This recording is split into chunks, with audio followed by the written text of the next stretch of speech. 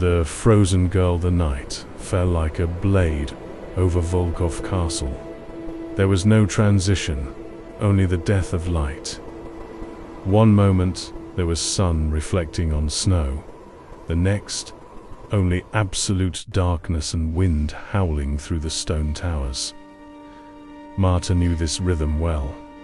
She had lived in this castle for 24 years, and darkness was as predictable as her own heartbeat. What was not predictable was being outside of it.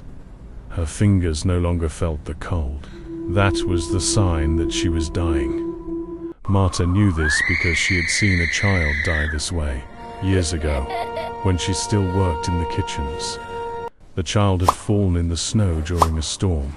At first it screamed, then it cried, then it laughed. That strange, empty laugh that came when the body began to surrender. Then silence. The child's fingers turned blue, then black, then simply ceased to exist. Marta's fingers were blue. She was sitting against the stone wall outside the main gate of the castle, the same gate through which she had entered as a child. When her mother died in childbirth, and the Count Volkov, the prince's father, ordered her to work in the kitchens, no one had asked her name. No one had asked if she wanted to be there. She simply was the kitchen girl, the invisible one. The one no one saw when she passed through the corridors carrying a tray of hot bread. Now, no one would see her die here. Snow fell in large, heavy flakes, each one carrying the weight of the entire night. Marta watched them land on her cotton dress, the only one she owned, and meld against the heat that still remained in her body. How much longer until there was no more heat? How much longer until she was just another pile of snow against the stone wall? Perhaps an hour, perhaps less. She'd been expelled because she broke a cup.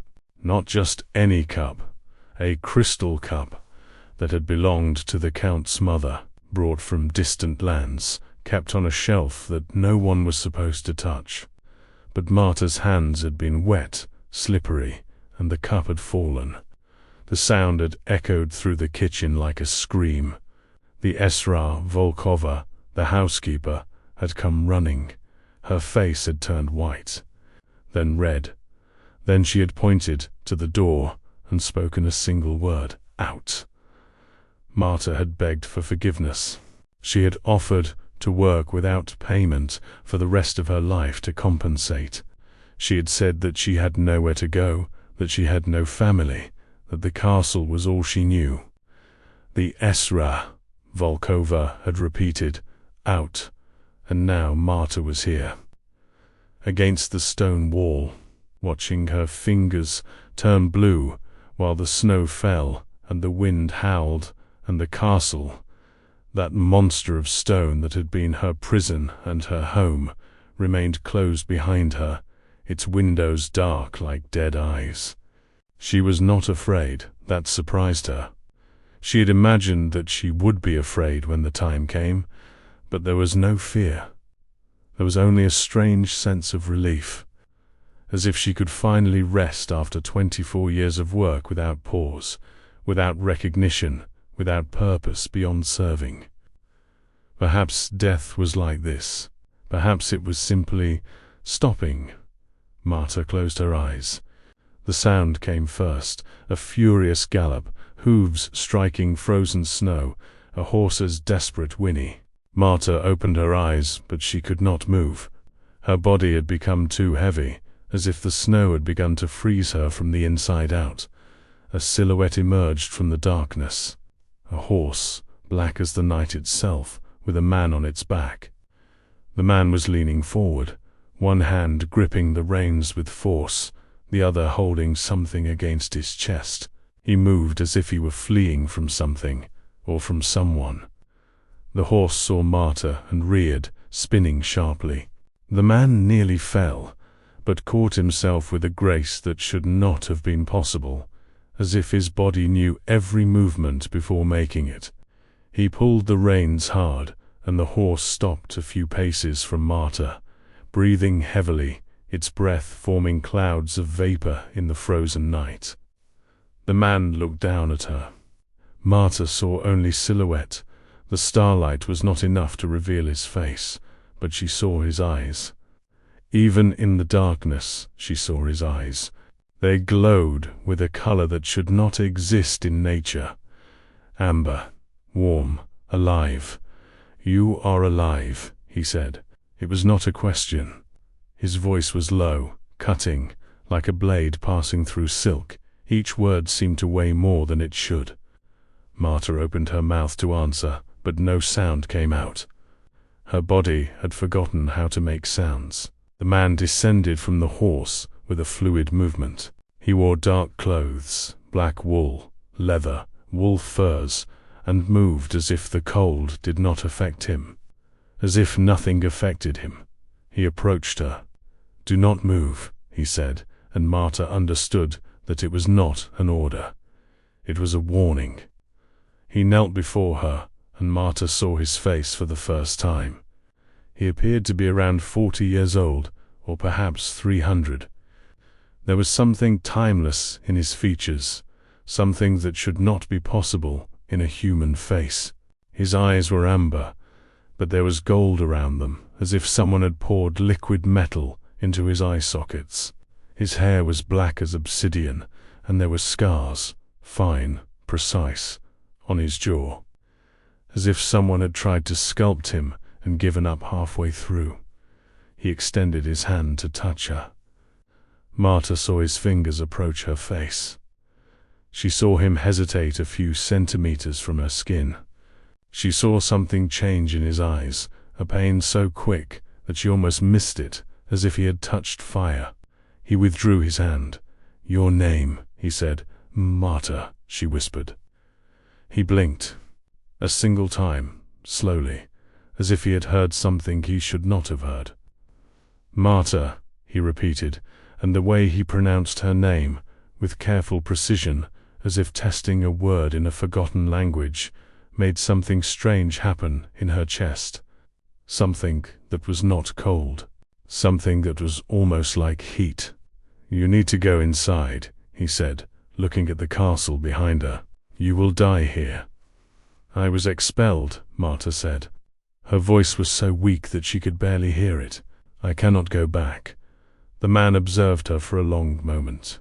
His amber eyes moved over her face as if he were reading something written on her skin, as if he were searching for something specific. "Who ordered your expulsion?" he asked. "The Esra Volkova. I broke a cup, an old one." She said, "The Esra Volkova has no authority to expel anyone," he said, and there was something dangerous in his voice now, something that made the wind seem colder. "I have authority, and I am ordering you to go inside."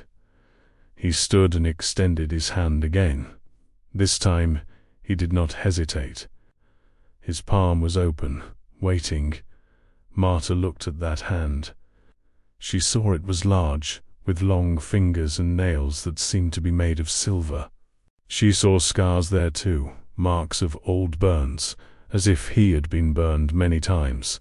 She extended her hand to his. The moment their skin touched, something happened. It was not pain. It was not cold.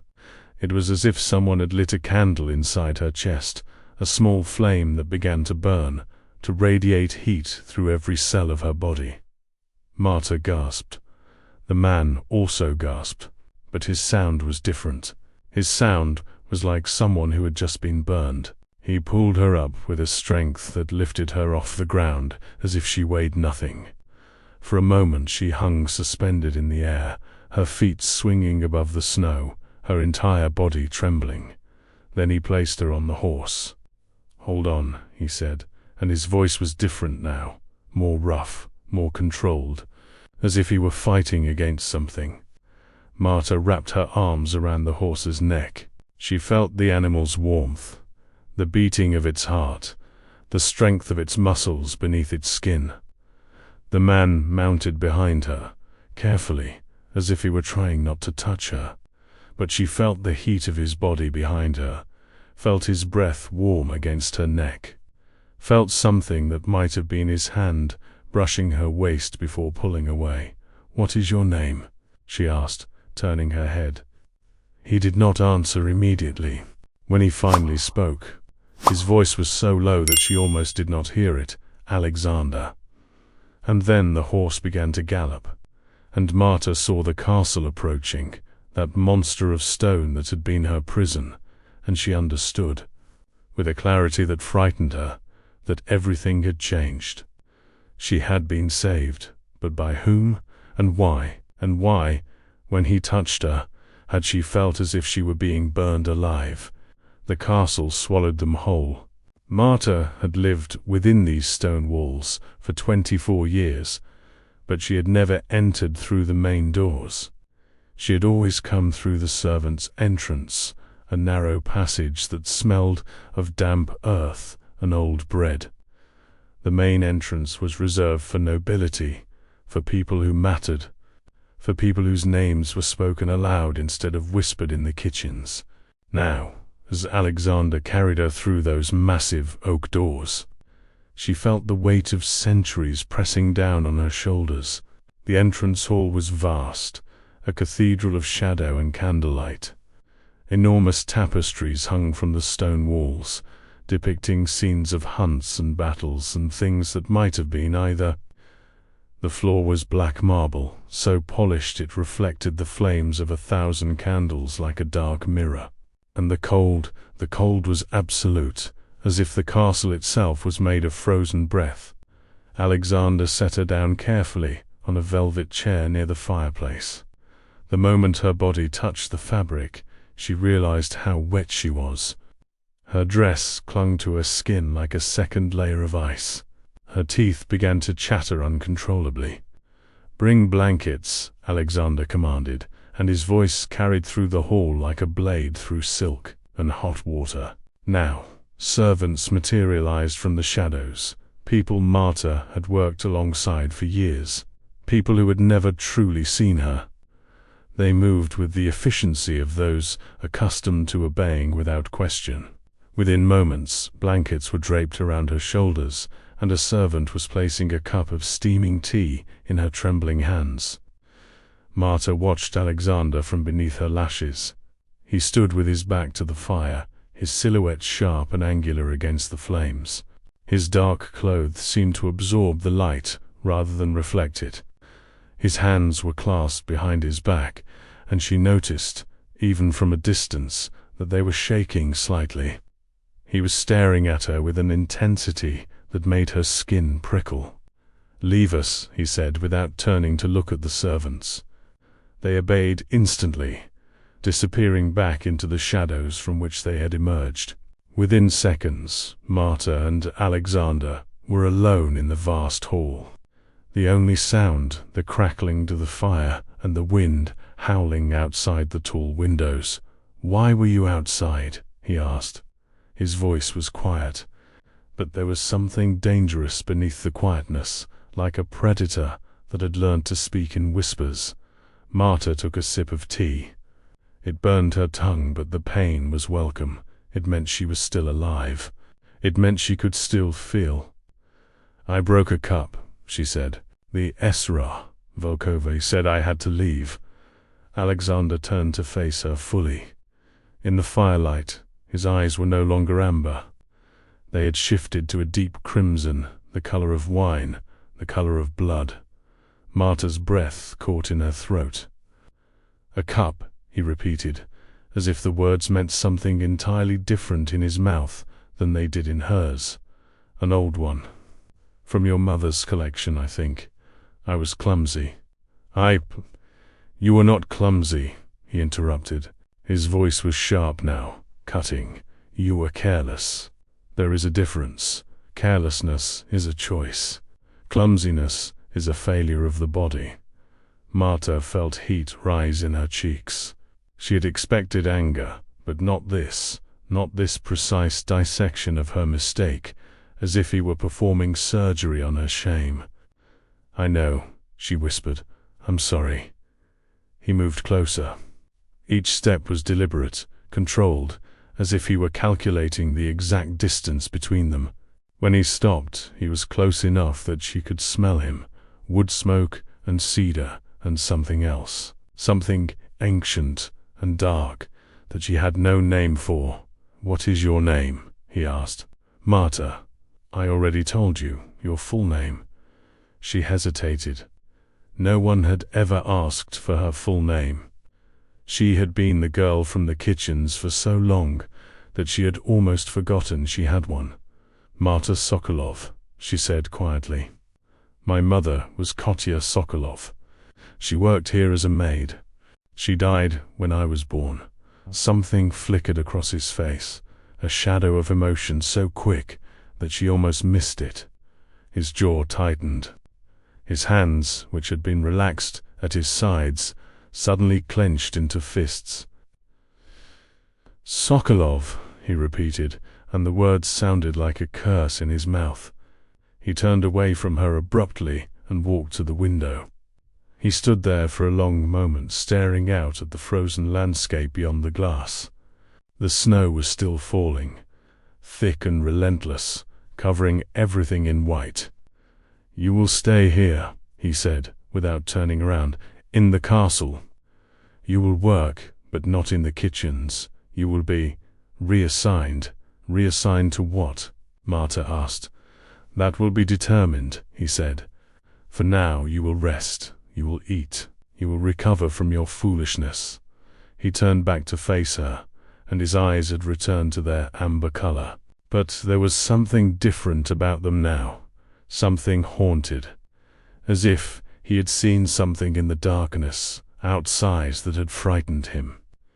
"And you will not speak of what happened tonight," he continued, "not to the servants, not to the Esra Valkova, not to anyone. Do you understand?" "Yes," Marta said. "But I don't understand why you don't need to understand," he interrupted. "You only need to obey." He walked toward the door, his footsteps silent against the marble floor. At the threshold, he paused. "One more thing," he said, without looking back at her. "Do not attempt to touch me again, not unless I permit it. When we touched earlier, I felt—" He trailed off, as if searching for words that did not exist. "It was unexpected, and it will not happen again." Before Marta could respond, he was gone, disappearing into the shadows like a ghost dissolving into mist. She was given a room on the 3rd floor, a small chamber with a narrow bed, a wooden chair, and a window that overlooked the frozen forest beyond the castle walls. It was far better than the cramped space she had shared with 3 other servants in the basement, but it felt like a cage nonetheless, a cage made of velvet and candlelight. The next morning a woman came to fetch her. She was tall and severe, with grey hair pulled back so tightly that it seemed to stretch her face. Her name was Katerina, or so she introduced herself, and she carried herself with the authority of someone accustomed to being obeyed. "You are to be the Princess penal attendant," Katerina said, a voice clipped and efficient. "You will prepare his chambers. You will ensure his meals are prepared according to his specifications. You will maintain his wardrobe. You will do whatever he requires. Do you understand?" Marta nodded, though she did not understand. Why would the Principe want her as his personal attendant? There were dozens of servants in the castle, many of them far more experienced than she was. "There are rules," Katerina continued. "You will not speak unless spoken to. You will not look directly at the Principe unless he addresses you. You will not touch anything in his chambers without permission, and you will absolutely, under no circumstances, enter his chambers after sunset. Is that clear?" "Yes," Marta said. "But why?" "That is not your concern," Katerina interrupted. "Your concern is to follow orders. Now come, I will show you his chambers." The Principe's chambers were on the top floor of the castle, in the highest tower. As they climbed the spiral staircase, Marta felt the temperature drop with each step. By the time they reached the top, her breath was visible in the air, and her fingers had begun to go numb. The door to his chambers was made of dark wood, carved with symbols that Marta did not recognize. Katerina produced a key and unlocked it, pushing the heavy door open. The room beyond was vast and cold and beautiful in a way that made Marta's chest ache. The walls were lined with books, thousands of them, stacked on shelves that reached from floor to ceiling. A fireplace dominated one wall, though it was currently cold and empty. The furniture was sparse but elegant: a desk, a chair, a bed draped in black silk. And the windows were enormous, offering a view of the entire frozen realm below. But what caught Marta's attention was the mirror. It hung above the fireplace, ornate and ancient, its frame made of what looked like silver. And in its reflection she could see the room behind her perfectly, every detail, every shadow, every corner. Except for one thing, the Principi's reflection was not there. Marta stared at the mirror, her mind struggling to make sense of what she was seeing. The room was reflected perfectly. The furniture was there, the books were there. But where Alexander should have been standing, there was only empty space. "What are you looking at?" Katerina asked sharply. Marta turned away from the mirror quickly. "Nothing. I was just—" "The mirror is not your concern," Katerina said. "In fact, you are not to look at it at all. Do you understand?" "Yes," Marta whispered, but she understood something else now, something that made her blood run cold. The Principe had no reflection. Over the following days, Marta fell into a rhythm. She would wake before dawn, prepare the Principe's chambers, ensure his meals were ready, maintain his wardrobe. She saw him only in brief moments, when she brought him his breakfast, when she cleaned his study, when she laid out his clothes for the evening. He never looked at her directly. He never spoke to her unless it was to give an order. It was as if that night in the snow had never happened, as if she had imagined the intensity in his eyes, the way his hand had trembled when he touched her. But she had not imagined it. She knew this because of the way he reacted when their hands accidentally brushed as she served him dinner on the third night. He jerked away from her as if she had burned him, his breath catching sharply. His eyes had flashed red for just a moment before he regained control.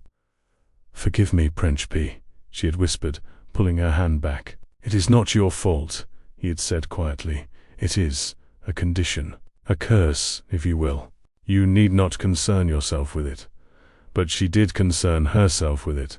She thought about it constantly, about the way he flinched when she came near him, about the mirror that held no reflection, about the servants who whispered about him when they thought no one was listening. "He never leaves the castle after dark," she heard one of the kitchen maids say. "They say he hasn't eaten food in 50 years, another replied. "My grandmother told me he was cursed by a witch, that he can never feel warmth again." Marta listened to these whispers and tried to piece together the puzzle of Alexander Volkov, but the more she learned, the less sense it made, because there was one thing that contradicted everything else. When she was near him, she felt warm. Not just physically warm, though that was part of it, but emotionally warm, as if some part of her that had been frozen for 24 years was finally beginning to thaw. And she suspected that he felt it too. On the 7th night, she found a note slipped under her door. It was written in elegant script, in a language she almost didn't recognize as her own. "Come to the library after midnight. Come alone. Tell no one." It was unsigned, but she knew who it was from. Marta sat on her bed, the note trembling in her hands, and made a decision that would change everything. She would go. The library, confession, the castle was a labyrinth of shadows at midnight. Marta moved through the corridors with the stealth of someone who had spent years trying to be invisible. Her bare feet made no sound against the cold stone floor. The candles that lined the walls had burned low, casting elongated shadows that seemed to reach for her as she passed. The library was on the second floor. In the eastern wing, a place she had never been allowed to enter during her years as a kitchen servant. But she had heard the other servants speak of it in hushed tones. They said it was vast. They said it contained books in languages no one could read. They said the Principe spent entire nights there, reading by candlelight, as if he was searching for something he could never find. When she reached the heavy wooden door, it was already slightly ajar. A thin line of golden light spilled through the gap, illuminating the darkness of the corridor. Marta pushed the door open. The library was even more magnificent than she had imagined. The walls rose 3 stories high, lined entirely with books. A wrought iron staircase spiraled upward, connecting the different levels. And in the center of the room, a fireplace burned with a warmth that seemed almost alive. Alexander stood with his back to her, staring into the flames. He wore only a black linen shirt, unbuttoned at the collar, and dark trousers. His feet were bare. His hair fell past his shoulders, and in the firelight it seemed to absorb the flames rather than reflect them. His shoulders were broad, his posture rigid, as if he were holding himself together through sheer force of will. "You came," he said, without turning around. "You asked me to," Marta replied. Her voice sounded small in the vastness of the library. "I did, but I did not expect you to obey." He turned to face her, and his eyes were the color of molten gold. Most people, when given the choice between safety and curiosity, choose safety. "You chose curiosity. Is that a mistake?" she asked. "Perhaps." He moved toward her, and with each step, the temperature in the room seemed to rise. "Or perhaps it is the most important choice you will ever make." He stopped a few feet away from her, close enough that she could feel the heat radiating from his body, far enough that they were not touching. "I brought you here because I need to tell you something," he said. "Something that will change how you see me. Something that will make you afraid." Marta's heart was beating so hard she thought it might break through her ribs, but she did not step back. "I'm already afraid," she said quietly. "I've been afraid since the moment you pulled me from the snow. But not of you." Something flickered across his face. Surprise, perhaps, or pain. "You should be afraid of me," he said. "Everyone should be." "I am not what you think I am, Marta. I am not even what I appear to be." He walked to one of the bookshelves and pulled down a leather-bound journal. The pages were yellowed with age, the binding cracked and worn. He opened it carefully and turned it toward her. "Can you read?" he asked. "Yes," she said. "The Esra Valkova taught me. She said every servant should know how to read instructions. Then read this." Marta stepped closer and looked at the page. The handwriting was elegant and precise, written in ink that had faded to brown. The date at the top read 1823. She began to read aloud. "Today, I saw her again in the village. She was carrying water from the well, and the sun caught her hair, and for a moment I forgot that I was cursed. For a moment I forgot that I could never touch another living thing without causing them pain. For a moment I was simply a man who loved a woman, but the moment passed, as all moments do. And I remembered what I am, a monster, a creature of darkness, a thing that should not exist in a world of light." Marta looked up from the page. "Who wrote this?" "I did," Alexander said. 200 years ago." The words hung in the air between them like a physical thing. "That's impossible," Marta whispered. "Is it?" He gestured to the shelves around them. These books span centuries. Some of them are older than nations. I have read them all. I have lived long enough to see empires rise and fall. I have watched generations of humans live and die while I remain unchanged. He moved to the fireplace and stared into the flames. I was not always like this, he continued. Once I was human. I had a wife. Her name was Katerina. She was beautiful and kind and full of light. I loved her more than I loved my own life. And then, one night, a creature came to our home, a vampire. It bit me. It infected me with its curse. And I became this. He held up his hand, and in the firelight, Marta could see the faint scars that crisscrossed his palm. The curse has two parts, he said. The first is that I cannot die. I cannot age. I cannot feel the warmth of the sun or the touch of another human being without experiencing agony. The second part is worse. The second part is that I must feed on blood to survive.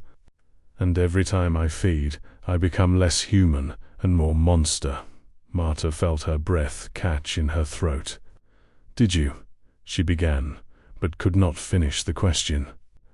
Did I kill your mother? He asked, as if reading her mind. No, I did not. But I knew her. She worked here, in the castle. She was kind to me, even when she realized what I was. She never showed fear. She never showed disgust. She simply accepted me. He turned to face Marta, and his eyes were red now, a deep, burning crimson. And then she became pregnant, he continued, and she died giving birth to you.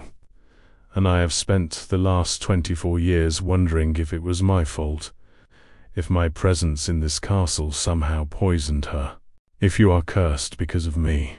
Marta felt tears sliding down her cheeks, though she could not remember when she had started crying. I'm not cursed, she said. I'm alive. I'm here. And I'm not afraid of you. You should be, Alexander said. His voice was raw now, stripped of its usual control. Because I am afraid of myself. Every moment you are near me, I feel the hunger rising. The hunger to taste your blood. The hunger to make you like me. The hunger to possess you completely, to bind you to me for eternity, so that I never have to feel this emptiness again. He turned away from her, his hands clenching into fists. That is why I brought you here, he said, to tell you the truth, so that you can leave, so that you can run from this castle and never look back, so that you can have a life that is not poisoned by my existence. Marta stood in the center of the library, surrounded by centuries of knowledge and loneliness, and made a choice. She walked toward him. Don't, he said, holding up his hand. Do not come any closer. But she did not stop. She walked until she was standing directly in front of him, close enough to see the gold flecks in his crimson eyes, close enough to smell the wood smoke and cedar that clung to his skin. If you are a monster, she said quietly, then so am I, because when you touch me, I feel alive for the first time in my life. When you are near me, the cold does not matter. The hunger does not matter. Nothing matters except the fact that you are here and I am here, and we are not alone. She reached out her hand. Don't, he whispered again, but there was no force behind the word. It was a plea, not a command. She took his hand. The moment their skin touched, the world exploded into sensation. It was not pain, though there was pain in it. It was not pleasure, though there was pleasure in it. It was something beyond both, a connection so profound that it felt like their souls were recognizing each other across centuries. Alexander gasped. His eyes widened, and for a moment, Marta saw something in them that she had never seen before. Hope. What are you? He breathed. I don't know, she replied. But I think I've been waiting for you my entire life. He pulled her closer, and she felt his other hand come up to cup her face. His touch was gentle, reverent, as if he were afraid she might shatter. "This is madness," he whispered. "Yes," she agreed, "complete madness." And then he kissed her. It was not a gentle kiss. It was desperate and hungry and full of centuries of loneliness. It tasted of blood and darkness, and something sweet that Marta could not name. She felt his fangs against her lips, felt the danger of him, felt the predator beneath the man. And she did not pull away. When he finally released her, they were both breathing heavily. His eyes had returned to their amber color, but they were brighter now, burning with an intensity that made her skin prickle. "You should leave," he said, but he did not let go of her hand. "You should leave this castle and never return." "No," Marta said simply. "You don't understand what you're asking for," he continued. "If you stay, if you remain close to me, eventually I will lose control. Eventually I will bite you. And when I do, you will become like me. You will become a creature of darkness. You will lose your humanity. Or," Marta said, "I will become something new, something neither human nor monster. Something that has never existed before." Alexander stared at her for a long moment. Then, slowly, a smile spread across his face, a smile that was both beautiful and terrifying. "You are either the bravest woman I have ever met," he said, "or the most foolish." "Perhaps I am both," she replied. He pulled her close again, and this time, when he held her, it was not with the desperation of a man who was afraid of losing her. It was with the certainty of a man who had finally found what he had been searching for across 2 centuries of darkness. "Then we are doomed," he whispered into her hair. "Beautifully, inevitably doomed." And in the library, surrounded by the accumulated knowledge of centuries, 2 souls that had been separated by time and death finally found their way back to each other. But neither of them noticed the shadow in the corner of the room. Neither of them saw the figure watching from behind the shelves. Neither of them knew that their secret had already been discovered. The hunter hunted the morning after the library confession. Everything had changed. Marta moved through the castle with a new awareness, a heightened sensitivity to every shadow, every whisper, every glance that lingered a moment too long. She had spent 24 years being invisible, and now she understood that invisibility was a luxury she could no longer afford. Someone had seen them. She did not know who. She did not know when. But she could feel it in the way the servants watched her now, not with the indifference they had shown before, but with curiosity, with suspicion, with hunger for gossip that could be weaponized. Alexander had felt it too. When she brought him his breakfast that morning, he had taken her hand briefly, his touch burning against her skin, and whispered, "We must be careful. There are those in this castle who would use you against me." "Who?" she had asked. "Everyone," he had replied. Now, as the sun began its descent toward the frozen horizon, Marta found herself in the castle's eastern corridor, far from the servants' quarters, carrying fresh linens to Alexander's chambers. It was a task she performed every evening, a routine that had become her excuse to be near him. But today, as she climbed the spiral staircase to the tower, she heard voices. She stopped, pressing herself against the cold stone wall, and listened. The voices were coming from Alexander's study, a room adjacent to his chambers. One voice was his, low and controlled. The other was a woman's voice, sharp and commanding. "You are making a mistake," the woman was saying, "a grave mistake. The girl is not what she appears to be. How would you know anything about her?" Alexander's voice was dangerous now, stripped of its usual civility. "Because I have lived as long as you have, Alexander. Because I have seen this pattern before. A beautiful woman appears in your life, and suddenly you forget centuries of caution. You forget the laws that bind us. You forget what you are. There was a pause. Then Alexander spoke again, and his voice was quieter, but no less deadly. "Leave my home, Irina. Now." "I will leave," the woman replied. "But I will not leave alone. The council will hear of this. They will hear that you have broken the first law, and they will come for her. They will come for you both." Marta heard footsteps, quick, angry footsteps, moving toward the door.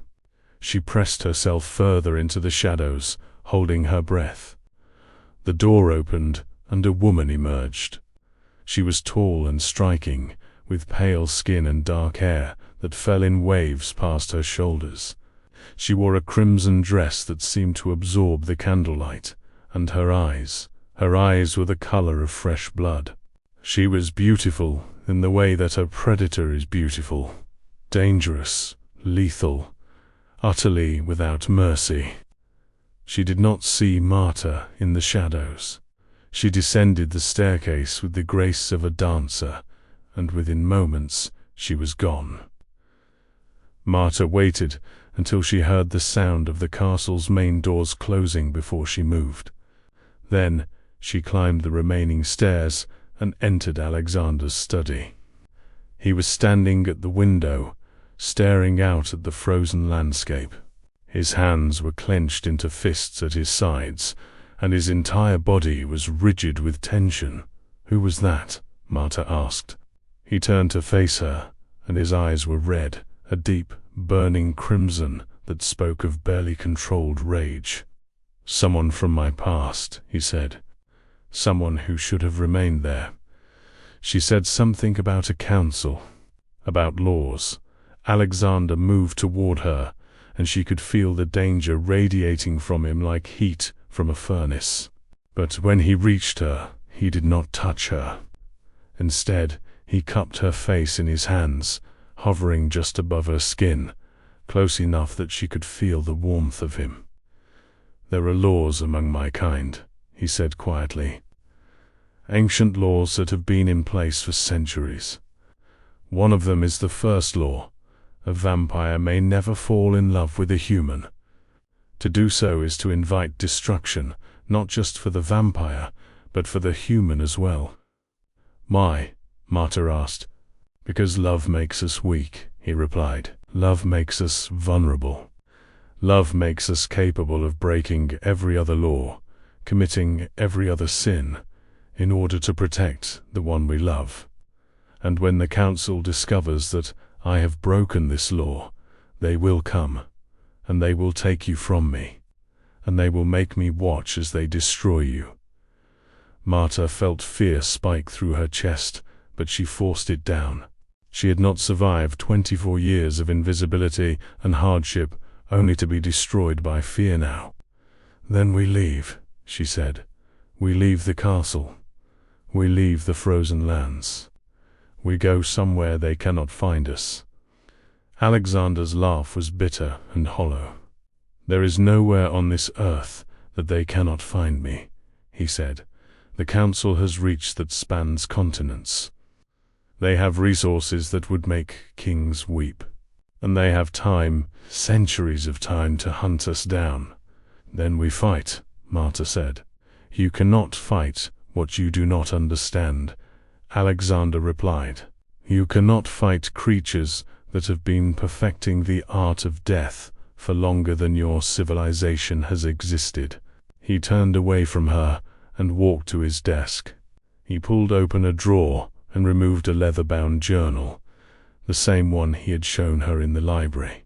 But this time he opened it to a different page. "Read this," he said. Marta took the journal and began to read. "Today, I learned the truth about Katerina. She was not what I thought she was. She was not a simple woman who loved me despite my curse. She was a hunter. She was sent by the council to seduce me, to learn my weaknesses, to discover the location of the sanctuary, the place where the oldest and most powerful vampires sleep. When I discovered her deception, I had no choice. I had to kill her. I had to watch the light leave her eyes as my fangs pierced her throat, and I have spent 200 years trying to forget the sound of her dying breath. Marta's hands began to tremble. That cannot be true, she whispered. It is true, Alexander said, and it is why I brought you here. It is why I told you everything. Because I needed you to understand what you're asking for. I needed you to understand that loving me means accepting that you might be destroyed by the very people who claim to protect you.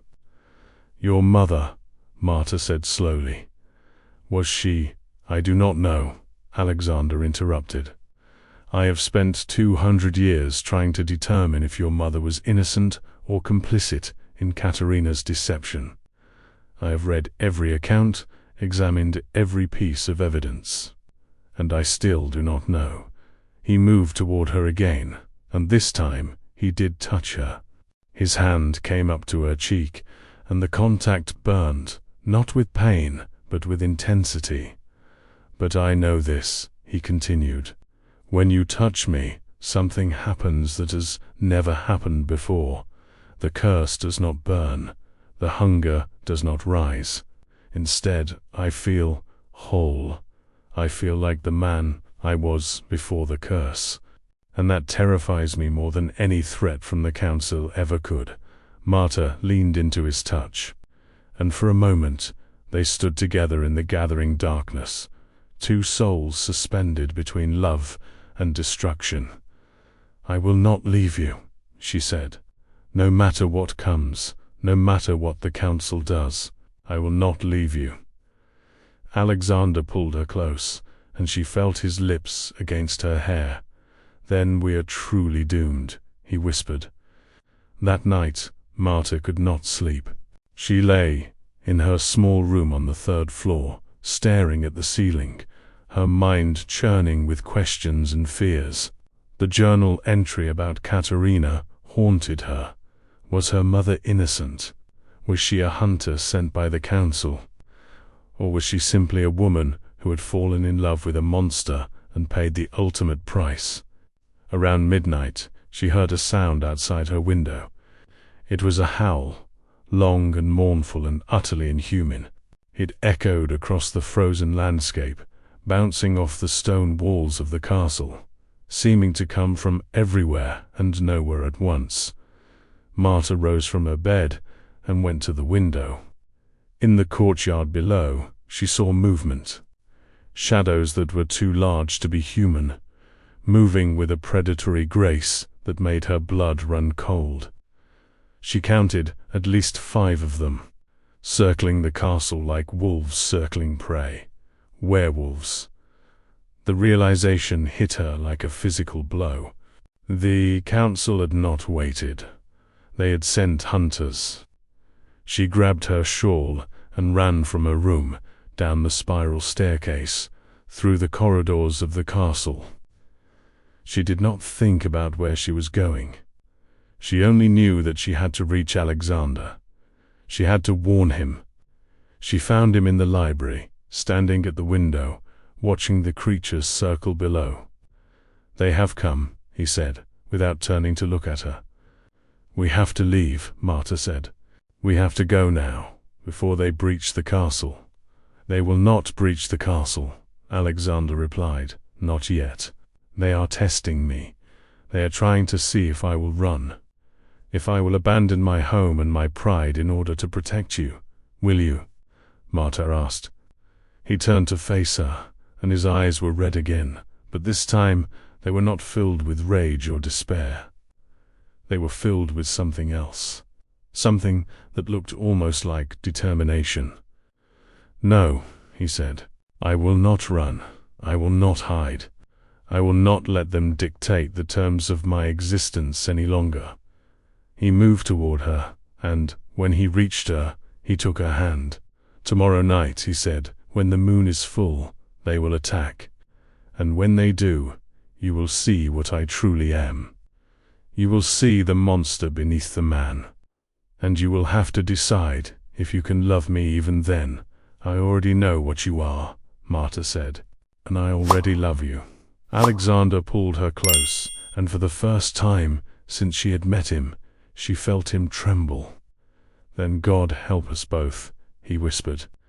And outside, in the frozen darkness, the werewolves continued to circle, waiting for the moment when they could strike.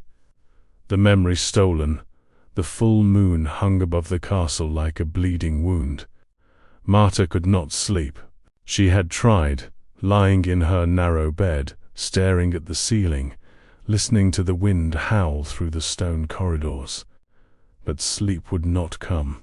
Her mind was too alive with fear and anticipation, her body too aware of the danger that circled the castle like a predator circling prey. Around 3 a.m, she gave up the pretense of rest. She wrapped her shawl around her shoulders and made her way through the dark corridors toward Alexander's chambers. She moved silently, the way she had learned to move years ago, when invisibility was her only defense. The castle was quiet, too quiet, as if even the stones were holding their breath. When she reached his study, she found him standing at the window, exactly as she had known she would. He was shirtless, his pale skin luminous in the moonlight. His back was to her, and she could see the scars that crisscrossed his shoulders and spine, marks of centuries of violence, of battles fought and won and lost. His hands were pressed against the cold glass of the window, and his entire body was rigid with tension. "They are preparing to attack," he said, without turning around. "I can feel them. The werewolves are gathering in the forest. They are calling to each other, coordinating their assault. By tomorrow night they will come." Marta moved toward him and placed her hand on his back. The contact burned, not with pain, but with intensity. She felt him shudder beneath her touch. "Then we prepare as well," she said. Alexander turned to face her, and she saw that his eyes were red, a deep, burning crimson that seemed to glow in the darkness. "There is something I need to tell you," he said. "Something I should have told you long ago." He took her hand and led her to his desk. He pulled open a drawer and removed a small wooden box, ornate and ancient. Inside, nestled on a bed of black silk, was a portrait. It was a painting of a woman. The woman had dark hair and pale skin, and eyes that seemed to look directly into Marta's soul. She wore a white dress, and there was a sadness in her expression that spoke of a life lived in shadow. "This is Katerina," Alexander said quietly. "My wife, the woman I loved 200 years ago." Marta stared at the portrait, and as she stared, something strange began to happen. The image seemed to shift and change, the features becoming less distinct, more fluid. And then, slowly, the face in the portrait began to resemble her own. "That's impossible," she whispered. "Is it?" Alexander asked. "Look at the eyes, Marta. Look at the way she holds herself. Look at the strength beneath the sadness. It is you. It has always been you." Marta felt the room begin to spin. She gripped the edge of the desk to steady herself. "What are you saying?" she asked, though she already knew the answer. "I am saying that you are not who you think you are," Alexander replied. "I am saying that 200 years ago, I loved a woman named Katerina. And when she was taken from me, something broke inside me, something that has never healed. And then one night, a girl froze outside my castle. And when I looked into her eyes, I saw Katerina looking back at me." "Reincarnation," Marta breathed. "Yes," Alexander said, though I did not want to believe it. "I spent weeks trying to convince myself that it was coincidence, that her resemblance to Katerina was merely a trick of the light, a product of my desperate, lonely mind. But then I touched you, and I felt it, the same connection I felt with Katerina. The same burning, the same wholeness, the same sense that 2 halves of a broken soul were finally coming together. Marta sank into a chair, her legs no longer able to support her weight. "If I am Katerina," she said slowly, "then I am the woman who betrayed you.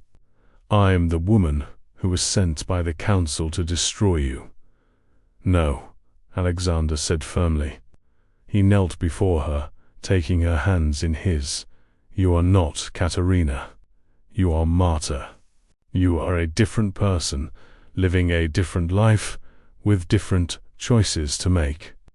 The past does not define you." "But it does," Marta said. "Don't you see? If I am her reincarnation, then I am bound by the same fate. I am destined to betray you. I am destined to be destroyed." "No," Alexander repeated, and there was a fierceness in his voice that made her look up at him. "I will not accept that. I will not believe that you are cursed to repeat the mistakes of your past life. You are stronger than that. You are braver than that. You are more than just a ghost of what came before."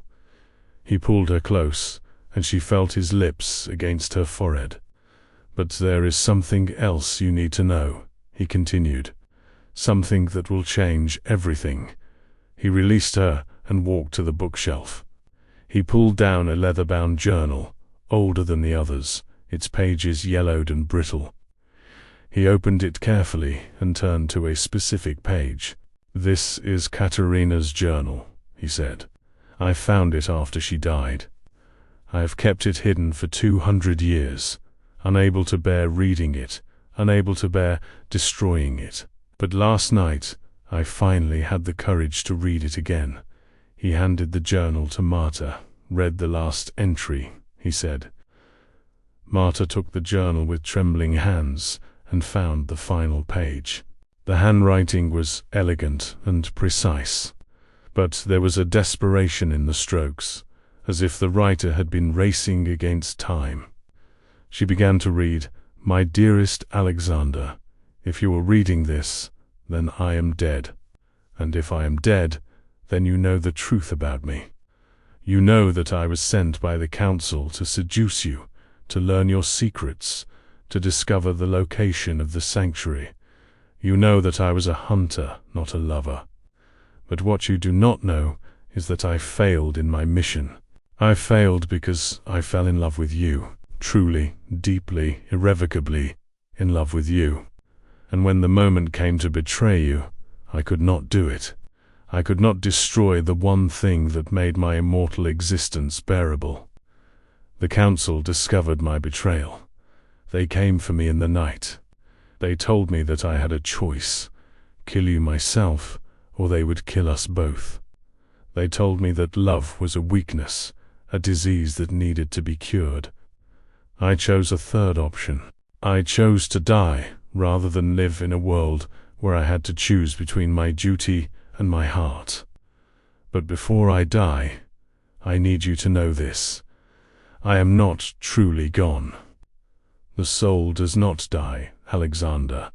It transforms, it returns. And I swear to you, on whatever power governs the universe, that I will find my way back to you. I will be reborn, and in that next life, I will choose you again. I will choose love over duty. I will choose you over everything. Wait for me, my love. Across centuries, across deaths, across all the darkness that separates us, wait for me. I will find you, I promise. Forever yours, Katerina. Marta finished reading and looked up at Alexander with tears streaming down her face.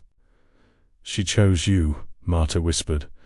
Even knowing it would destroy her, she chose you. Yes, Alexander said. And now you understand why I brought you here, why I told you everything. Because you are not cursed to repeat her mistakes. You are blessed to complete her promise. He took her face in his hands, careful not to let his skin touch hers directly, hovering just above her cheeks. You are a second chance, he continued, and I am yours. And together we can break the cycle. Together we can choose love over fear. Together, we can defy the Council and everything they stand for. Marta closed her eyes and leaned into his touch. What happens tomorrow? She asked. When the werewolves attack. Tomorrow, Alexander said, you will see what I truly am. You will see the monster beneath the man. And you will have to decide if you can still love me when you see that monster unleashed.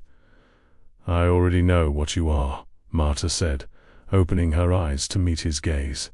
And I already love you, all of you. The man and the monster both.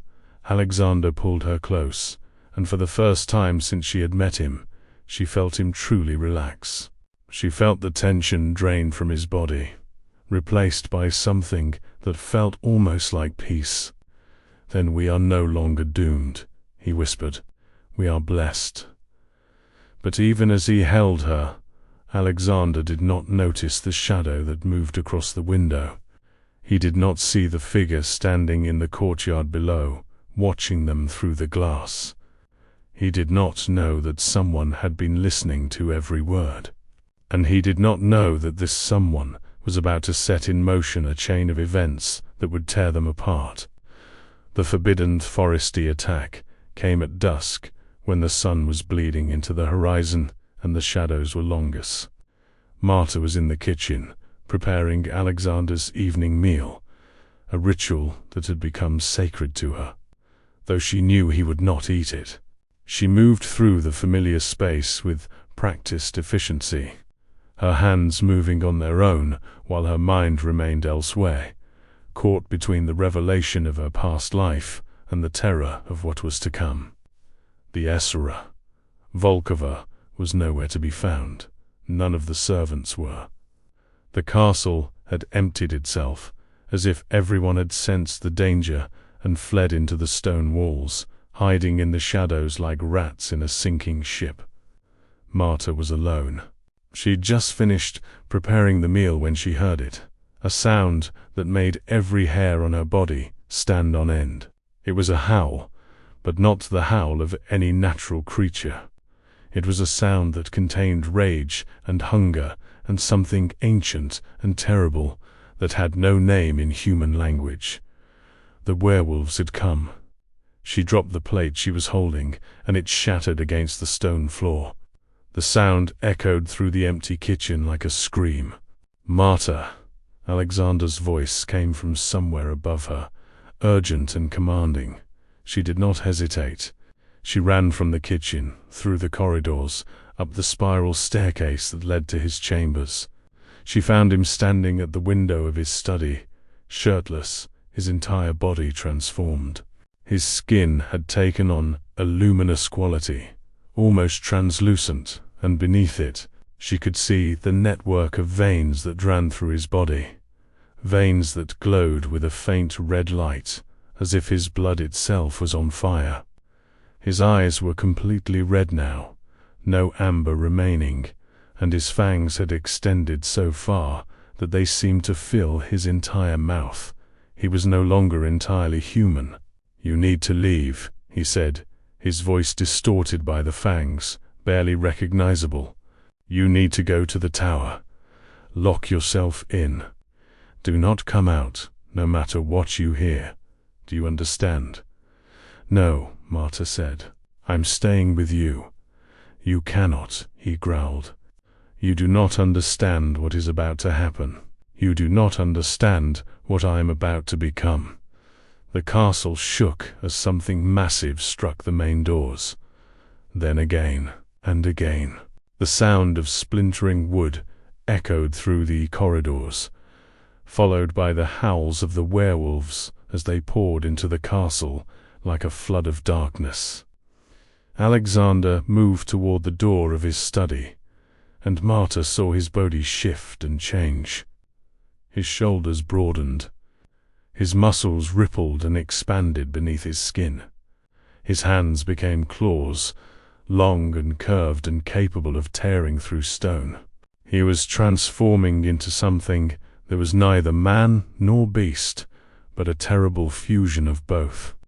Stay here, he commanded, and then he was gone, moving through the corridors with a speed that made him seem like a blur of shadow. Marta stood alone in his study, listening to the sounds of battle echoing through the castle. She heard the roar of Alexander's voice, a sound so powerful that it seemed to shake the very foundations of the stone walls. She heard the howls of the werewolves, their cries of rage and pain. She heard the crash of furniture being destroyed, the shattering of glass, the terrible sound of bodies colliding with walls. She heard the sound of death, and she could not stay hidden. She ran from the study, down the spiral staircase, through the corridors toward the sound of battle. She did not know what she was doing. She did not have a plan. She only knew that she could not leave Alexander to face this alone. She found him in the entrance hall. He was surrounded by 5 werewolves, massive creatures with fur the color of midnight and eyes that glowed like burning coals. They were circling him, snapping and snarling, trying to find an opening in his defense. Alexander was magnificent and terrible. He moved with a grace that belied his size, his claws raking through the air, leaving trails of light in the darkness. When one of the werewolves lunged at him, he caught it mid-leap and threw it across the hall with enough force to shatter the stone wall. But there were too many of them. One of the werewolves managed to get past his guard and sank its fangs into his shoulder. Alexander roared, a sound of pain and rage that seemed to shake the entire castle, and tore the creature away from him, hurling it toward the fireplace. That was when Marta saw her chance. There was a sword hanging on the wall, an ancient blade that had been part of the castle's decoration for centuries.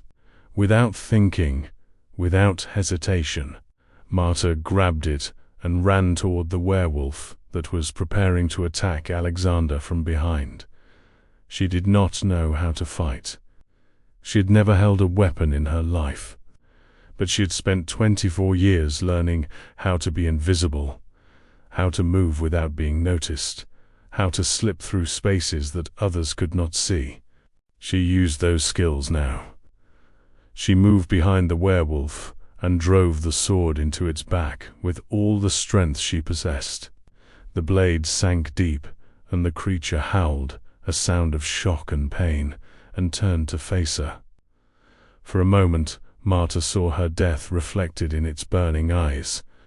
Then Alexander was there, pulling the creature away from her, tearing it apart with his bare hands. "Run!" he screamed at her. "Run now!" But Marta did not run. Instead, she grabbed another sword from the wall and moved to stand beside him. Together, they fought. Marta had no training, no skill, no experience. But she had something else. She had the knowledge that she was fighting for the man she loved. She had the certainty that if she did not fight, he would die. And she had the strength that comes from having nothing left to lose. She moved with a desperate grace, her sword flashing in the candlelight, striking at the werewolves whenever they came too close. She was not elegant, she was not skilled, but she was effective, and slowly the tide of battle began to turn. The werewolves, realizing that they were losing, began to retreat.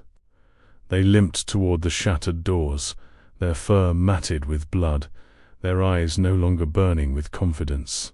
Alexander pursued them, driving them back into the frozen forest, his roar of victory echoing across the frozen landscape.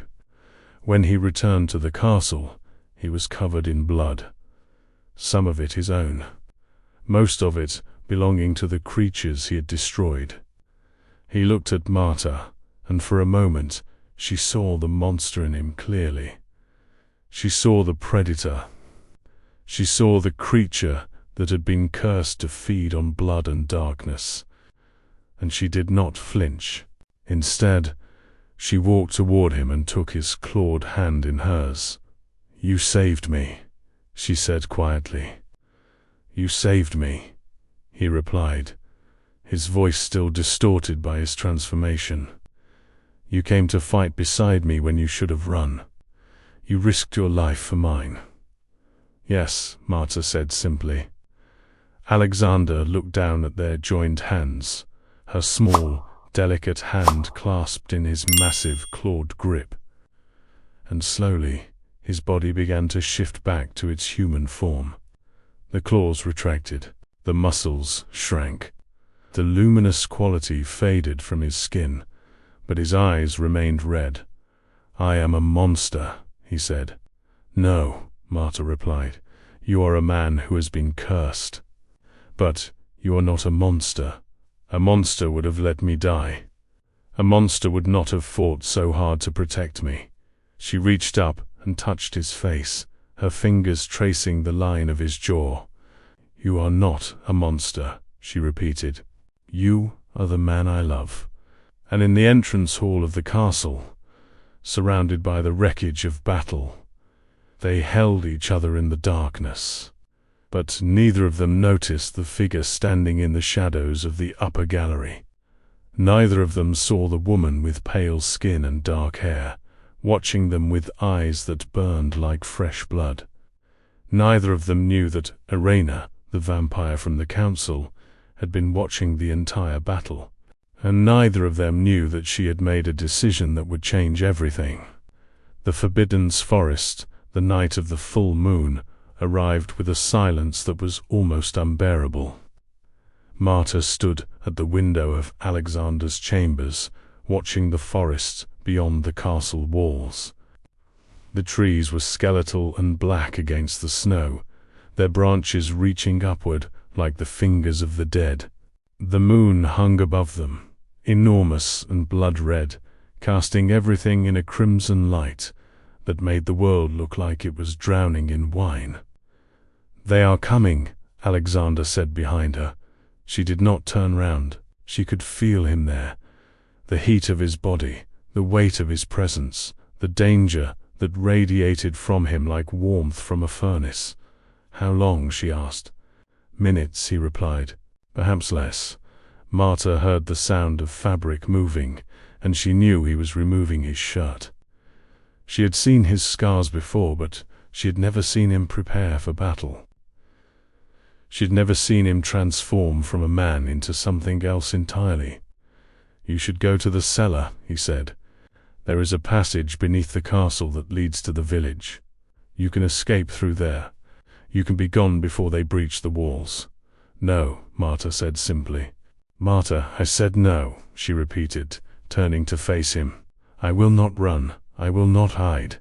I will stay here, and I will watch you fight. And when it is over, I will be here to help you survive." Alexander's eyes were fully red now, burning like coals in the darkness. His fangs were extended, sharp and lethal, and his entire body seemed to vibrate with barely contained power. "You do not understand what you are asking for," he said. "When I fight, I am not the man you know.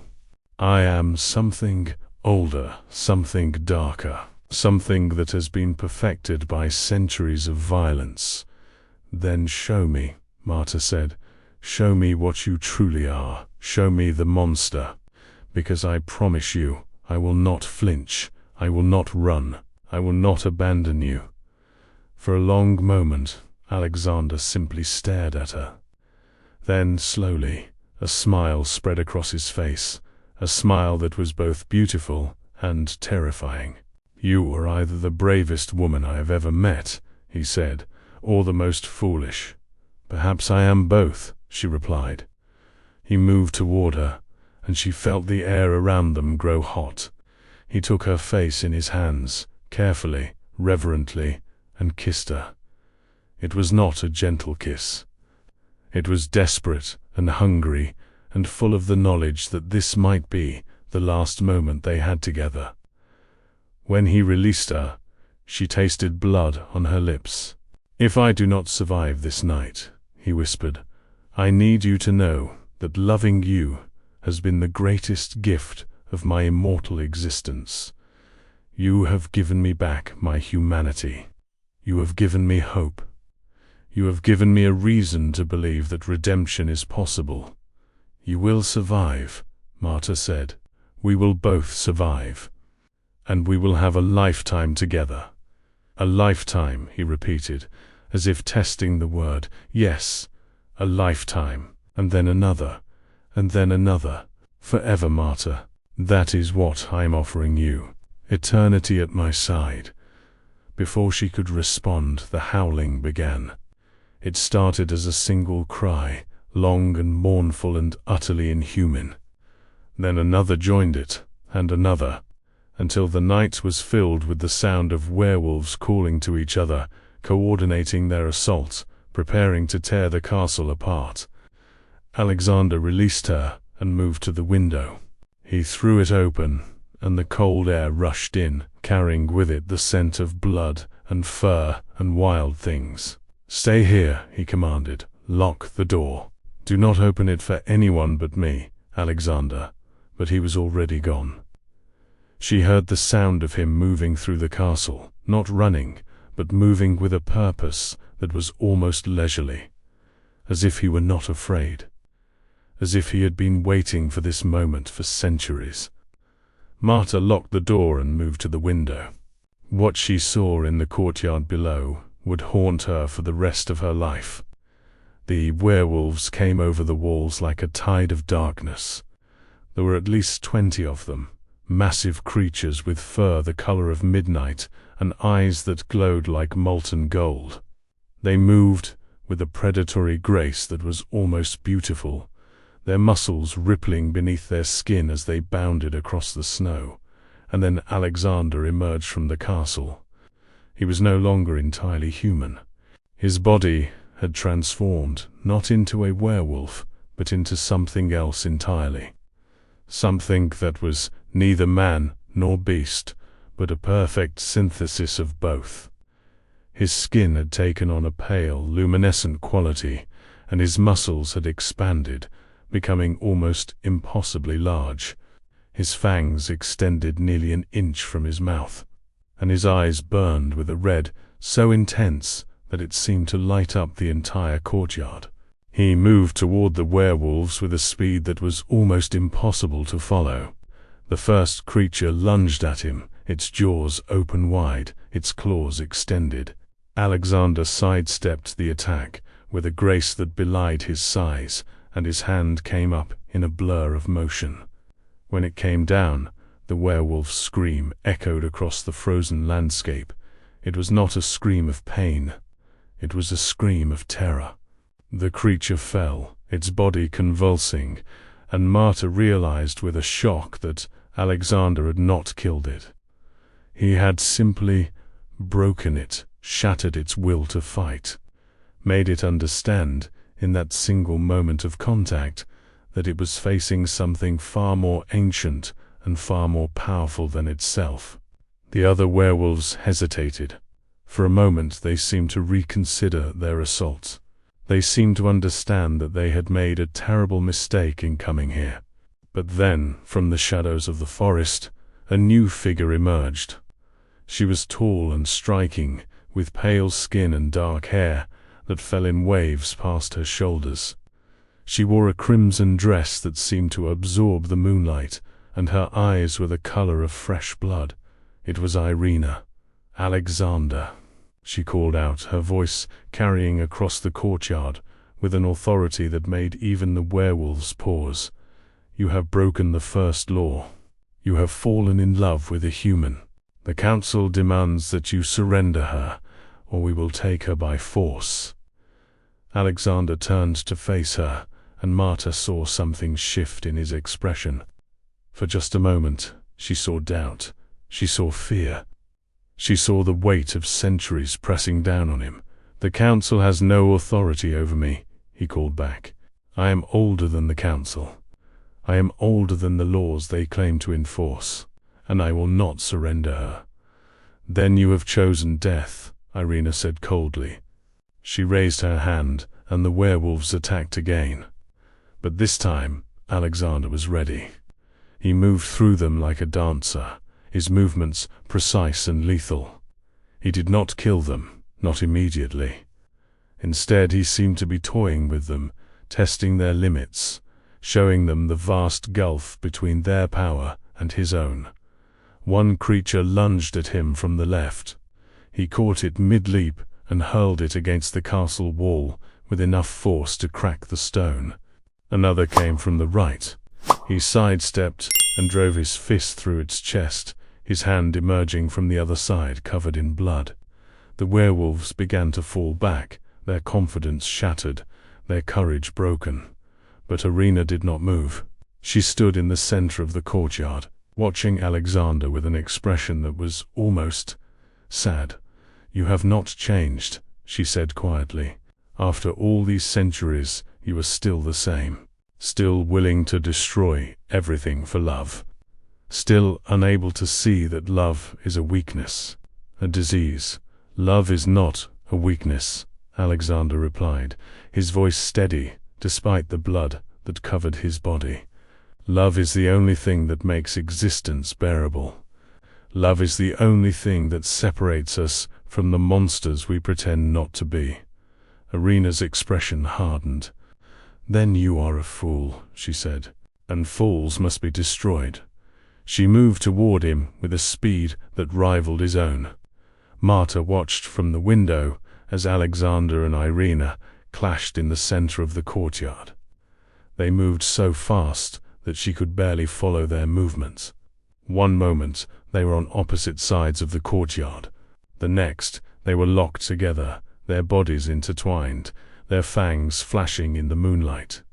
Irina was fast, faster than the werewolves, faster than anything Marta had ever seen. But Alexander was faster still. He was older. He was stronger. He was fighting for something that Irina had lost centuries ago. The belief that love was worth dying for. The battle raged for what felt like hours, though it was probably only minutes. The courtyard became a blur of movement and blood and violence. The werewolves that had not yet fled watched from the edges, their eyes wide with a mixture of fear and awe. And then, finally, it was over. Alexander stood in the center of the courtyard, his body covered in blood, some of it his own, most of it belonging to his enemies. Irina lay at his feet, her body broken, her eyes still burning with that same cold hatred. "Tell the council," Alexander said, his voice low and deadly, "that I am no longer bound by their laws. Tell them that I have chosen a new path. Tell them that if they come for me again, I will destroy them all." Irina laughed, a sound like breaking glass. "You cannot destroy the council," she gasped. "We are eternal. We are legion. We are—" "You are nothing," Alexander interrupted. "You are dust, and I am done with you." He turned away from her, and Marta saw him collapse to his knees. She did not hesitate. She unlocked the door and ran down the spiral staircase, through the corridors of the castle, out into the frozen courtyard. The cold bit at her skin, but she did not feel it. She could only feel the urgency of reaching him. When she reached him, she fell to her knees beside him and pulled his head into her lap. "Alexander," she whispered, "stay with me. Please stay with me." His eyes were fading, the red slowly draining away, leaving only the amber beneath. His breathing was shallow, and she could see the wounds that covered his body, deep gashes that should have killed him long ago. "I am here," he whispered. "I am still here." "You have to heal," she said. "You have to." "I cannot heal," he interrupted. "Not from wounds like these. Not from wounds inflicted by one of my own kind." Marta felt panic rising in her chest. "No," she said. "No, you cannot leave me. Not now. Not after everything." Alexander reached up and touched her face with a trembling hand. "There is a way," he said quietly, "but it will change you forever. It will bind you to me in ways that cannot be undone. It will make you like me." "Then do it," Marta said without hesitation. "Bind me to you. Make me like you. I do not care. I only care that you survive." Alexander's eyes widened. "Do you understand what you are asking?" he asked. "If I bite you now, if I take your blood while you're willing, you will become a vampire. You will become immortal. You will become a creature of darkness, bound to me for eternity." "Yes," Marta said. "I understand, and I choose it. I choose you. I choose eternity at your side." For a moment Alexander simply stared at her. Then, slowly, he pulled her closer. "Then let us be damned together," he whispered. And as the full moon hung above them, casting everything in blood-red light, Alexander sank his fangs into Marta's neck. The tower of truth, the transformation, was agony. Marta's body burned from the inside out as if her blood had turned to liquid fire. She could feel Alexander's venom spreading through her veins, rewriting her at a cellular level, turning her from human into something else entirely. Something neither fully alive nor fully dead. She wanted to scream, but her voice had abandoned her. Instead, she lay in Alexander's chambers, her body convulsing on the black silk sheets, her skin burning with a fever that no mortal thermometer could measure. Alexander sat beside her, his hand hovering just above her skin, unable to touch her without causing her more pain, his eyes burning with a mixture of love and anguish. "Stay with me," he whispered over and over, like a prayer. "Stay with me, Marta. The pain will pass. The transformation will complete. And when it does, you will be reborn." But Marta was not certain she would survive. The hours blurred together into a nightmare of sensation and agony. She could feel her heart slowing, her breathing becoming shallow, her body shutting down system by system. She could feel herself dying. And then, just when she thought the pain would consume her entirely, something shifted. The burning began to fade, replaced by a strange tingling sensation that spread through her limbs. Her heart, which had been slowing to a stop, suddenly surged back to life, not with the weak, fluttering beat of a human heart, but with a powerful, steady rhythm that seemed to echo through her entire body. She opened her eyes. The world had changed. Everything was sharper now, more vivid, more real. She could see every detail of the room with perfect clarity, the individual threads in the black silk sheets, the dust motes floating in the candlelight, the intricate patterns carved into the wooden beams of the ceiling. She could hear things she had never heard before, the blood flowing through Alexander's veins, the heartbeats of the servants sleeping in the floors below, the wind moving through the trees in the forest beyond the castle walls, and she could smell everything. The scent of blood was overwhelming, not repulsive, but intoxicating. She could smell Alexander's blood, rich and ancient and powerful. She could smell the blood of the servants below, warm and vital and alive. She could smell her own blood, transformed now into something new, something that sang with power. "Welcome," Alexander whispered, and she heard the relief in his voice. "Welcome to eternity, my love." Marta tried to sit up, but her body felt strange, lighter, stronger, more responsive than it had ever been. She looked down at her hands and gasped. Her skin was luminescent now, pale and almost translucent, with a faint blue glow beneath the surface. Her fingernails had become sharp and pointed like claws, and when she opened her mouth she felt the fangs, long and lethal, and perfectly suited to her new form. "What have I become?" she whispered. "You have become what you've always meant to be," Alexander replied. "You have become a vampire, but not just any vampire. You are something unique, Marta, something that has never existed before." He took her hand carefully, and she felt the contact burn, but not with pain, with pleasure, with a connection so profound that it made her gasp. "When I bit you," he continued, "something extraordinary happened.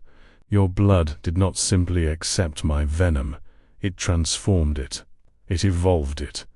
And in doing so, you have become something more powerful than a simple vampire. You have become a hybrid, a creature that retains the best of your humanity while gaining the strength of my kind." Marta looked at their joined hands, watching the way the light seemed to dance across their skin. "How do you know this?" she asked. "Because I can feel it," Alexander replied. "I can feel your power. It is different from mine. It is warmer. It is more alive. It is as if you have brought light into the darkness that has consumed me for centuries." He released her hand and stood, moving to the window. The sun was beginning to rise, painting the sky in shades of gold and crimson. "We should not be able to see the sunrise," he said quietly. "Vampires are creatures of darkness. The sun burns us, it destroys us. But you are different." Marta rose from the bed, surprised by how easily her new body moved.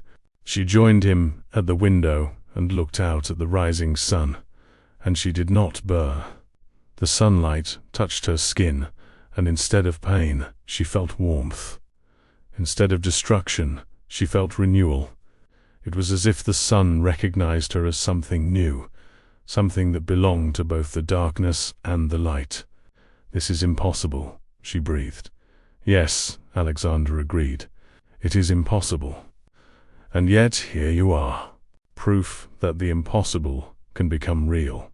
He turned to face her, and she saw tears streaming down his face. "Do you understand what this means?" he asked. "Do you understand what you have become?" "No," Marta said honestly, "but I think I'm beginning to understand." Over the following days, Marta learned the truth about her transformation. She was not simply a vampire. She was something far more complex and far more powerful. She could walk in sunlight without burning. She could feel emotions with an intensity that was almost overwhelming. She could access memories that were not her own, memories of Katerina's life, of her love for Alexander, of her sacrifice. And she could do something that no other vampire could do. She could feel genuine compassion. It was this compassion that drove her to seek out the truth about her past. It was this compassion that made her realize that there were still unanswered questions, still mysteries that needed to be solved.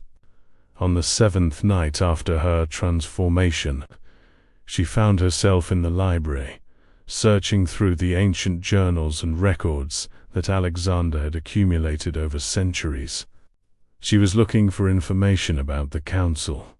She was looking for answers about why they had sent Irina to destroy Alexander.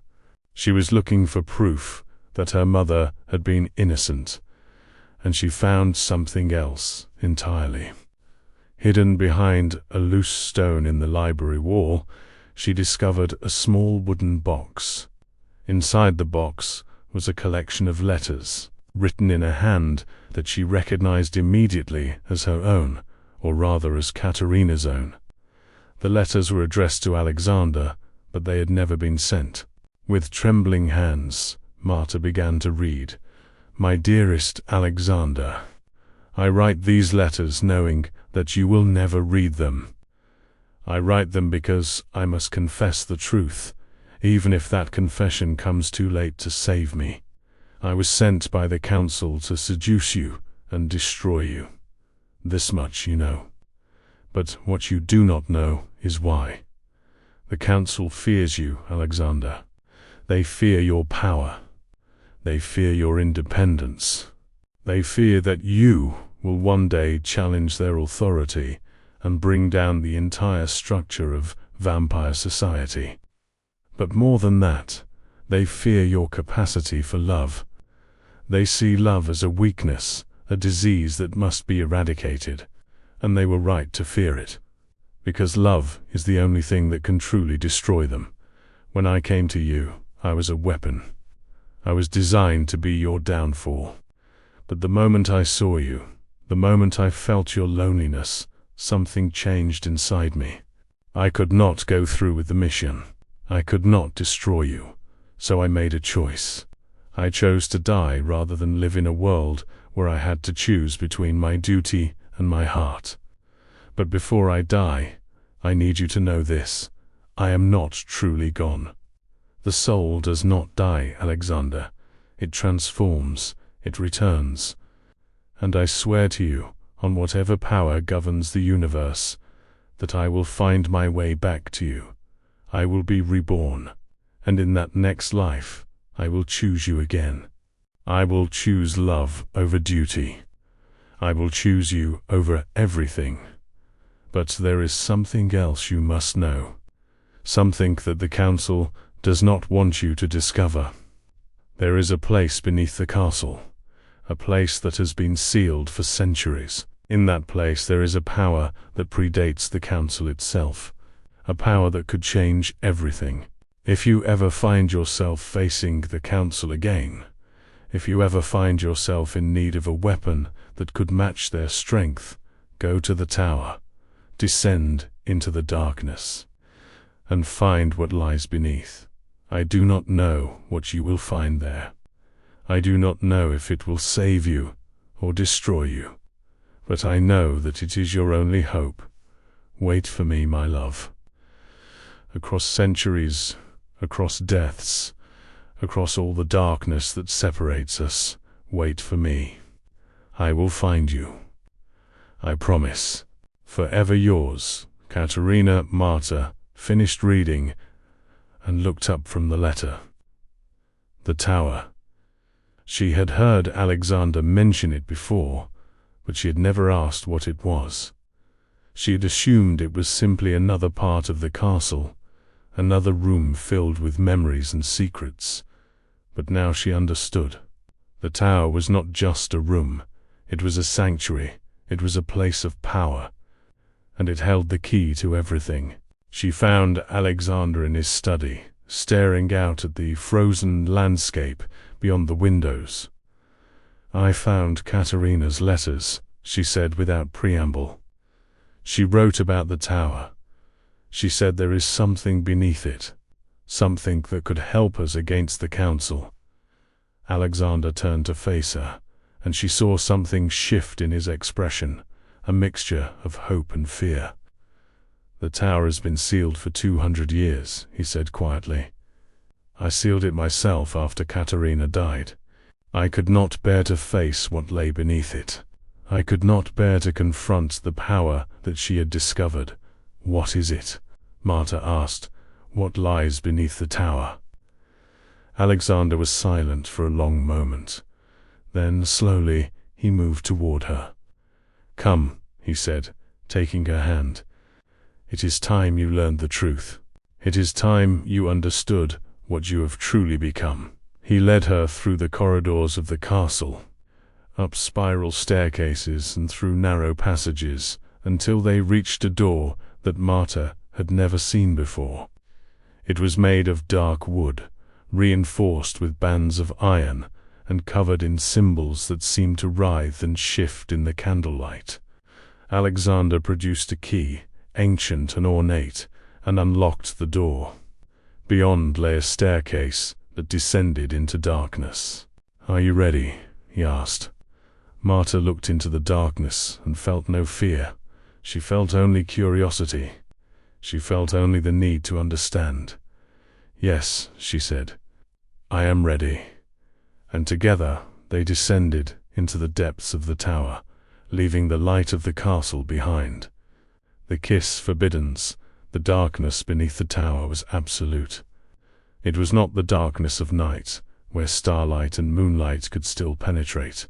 It was not the darkness of a room with no windows, where candlelights could still cast shadows.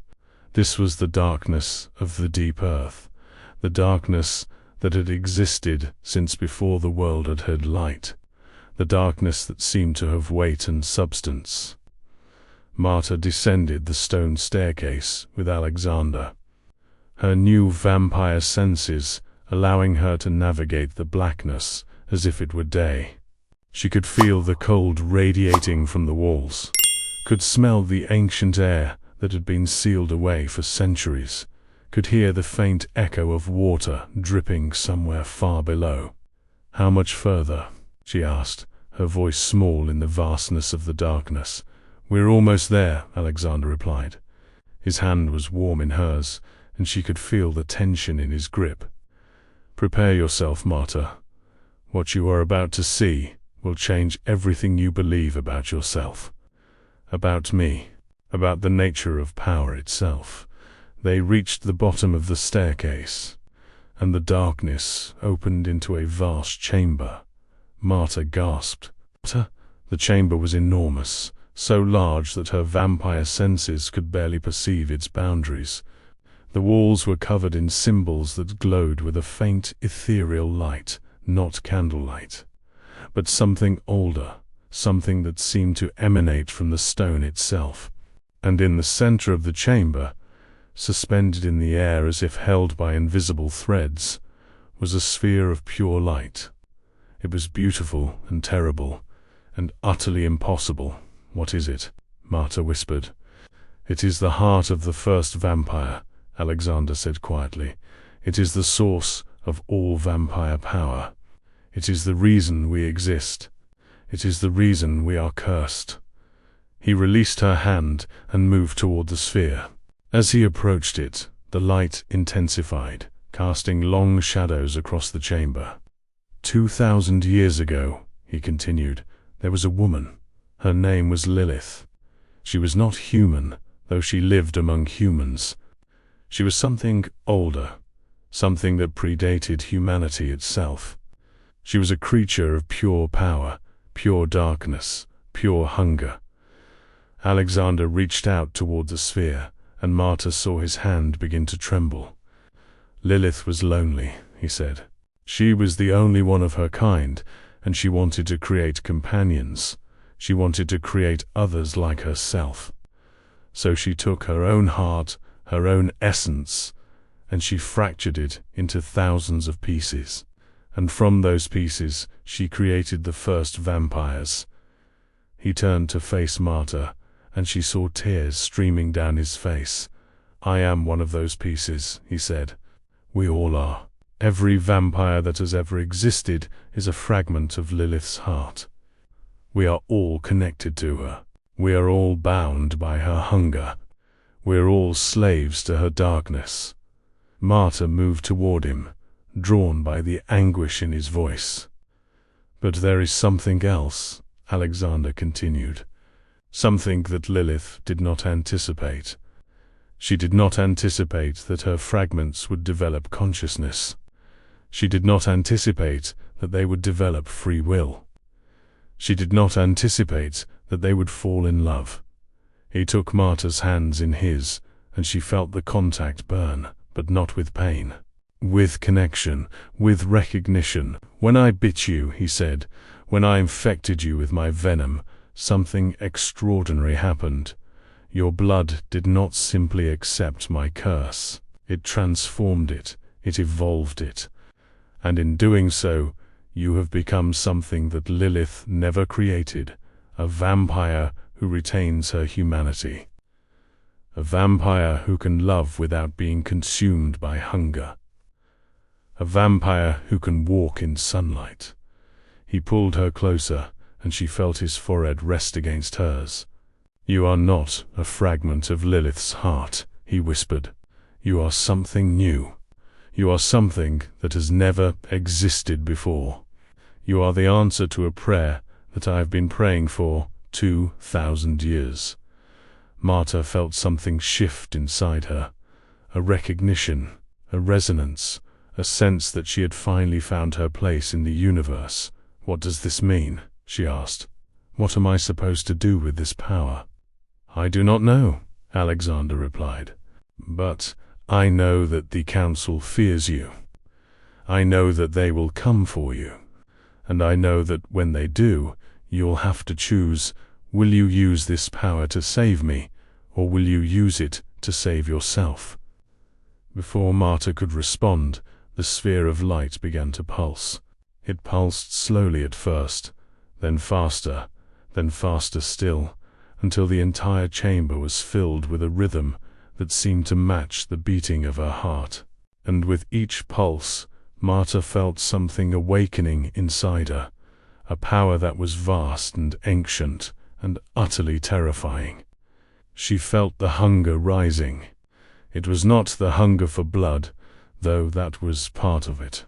It was a hunger for power, for dominion, for the ability to reshape the world according to her will. It was the hunger of Lilith herself, awakening in her blood, demanding to be fed. "No," Alexander said, pulling her away from the sphere. "Do not let it consume you. Do not let the hunger take control." But it was too late. Marta felt the power surging through her veins, felt her body transforming, felt her humanity beginning to slip away.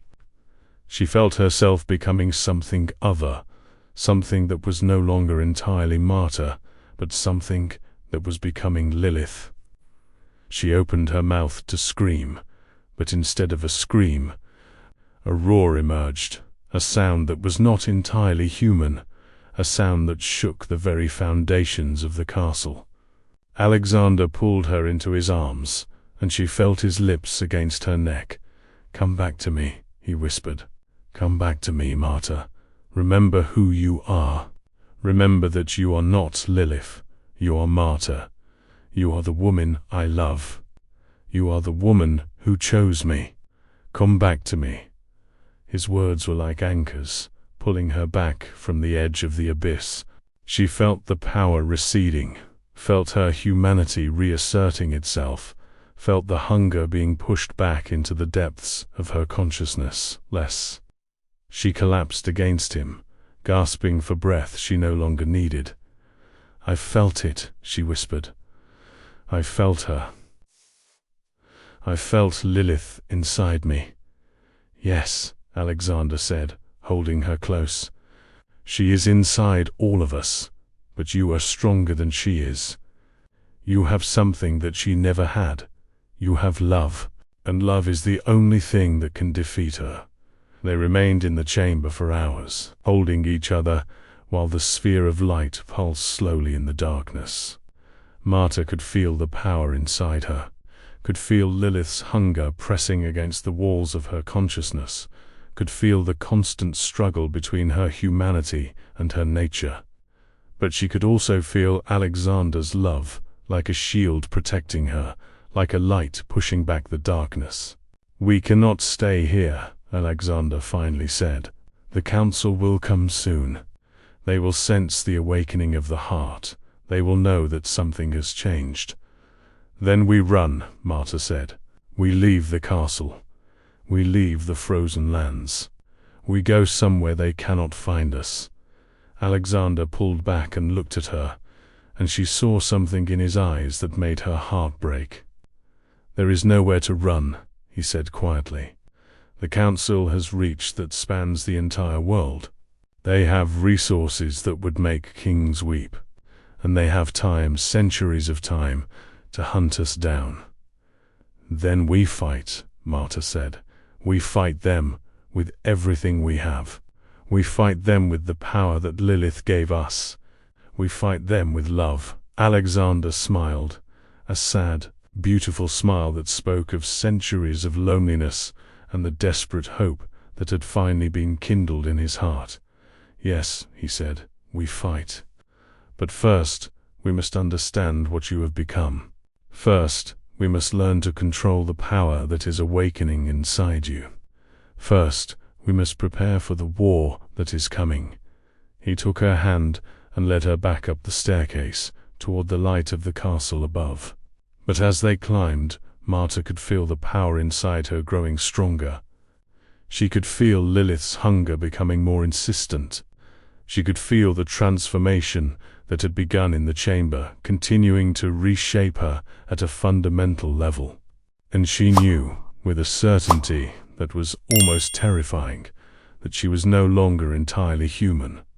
She was no longer entirely vampire. She was something new, something that had never existed before, something that was both beautiful and terrible and utterly unstoppable. The Queen emerges. 3 days had passed since Marta descended into the tower. 3 days of learning to control the power that was awakening inside her. 3 days of struggling against the hunger that threatened to consume her at every moment. 3 days of transformation that was reshaping her at a fundamental level. She stood in front of the mirror in Alexander's chambers, and she barely recognized the woman staring back at her. Her skin had taken on a luminescent quality that was almost otherworldly. Her eyes, once grey and ordinary, now burned with a golden light that seemed to come from deep within her soul. Her hair, which had been a simple brown, now shimmered with threads of silver and gold. And her presence had changed in a way that was impossible to describe. She no longer seemed like a person. She seemed like a force of nature. "You are beautiful," Alexander whispered from behind her. She turned to face him, and she saw the awe in his expression. But she also saw something else, fear. "What are you afraid of?" she asked, moving toward him. "I am afraid of losing you," he replied. "I am afraid that the power will consume you. I am afraid that one day you will wake up and realize that you no longer need me, that you have become something so much greater than I am." Marta took his face in her hands, careful to control the power that radiated from her fingertips. "I will always need you," she said. "You are my anchor. You were the reason I have not been consumed by the hunger. You are the reason I am still Marta." But even as she spoke the words, she knew they were not entirely true. She was no longer entirely Marta. She was becoming something else, something that was a synthesis of Marta and Lilith, of human and vampire, of light and darkness. She was becoming a queen. The attack came at midnight. The council did not send werewolves this time. They sent something far more dangerous. They sent themselves. Marta felt them arriving before she saw them. She felt their presence like a pressure against her consciousness, like a weight pressing down on her from all sides. She felt the power radiating from them, ancient and vast and utterly overwhelming. She and Alexander stood on the ramparts of the castle, watching as figures emerged from the darkness below. There were 7 of them, 7 of the oldest and most powerful vampires in existence. They moved with a grace that spoke of centuries of dominion, and their eyes burned with a hunger that was almost palpable. At the center of the group was a woman. She was tall and striking, with pale skin and dark hair that fell in waves past her shoulders. Her eyes were the color of fresh blood, and her presence seemed to distort the very air around her.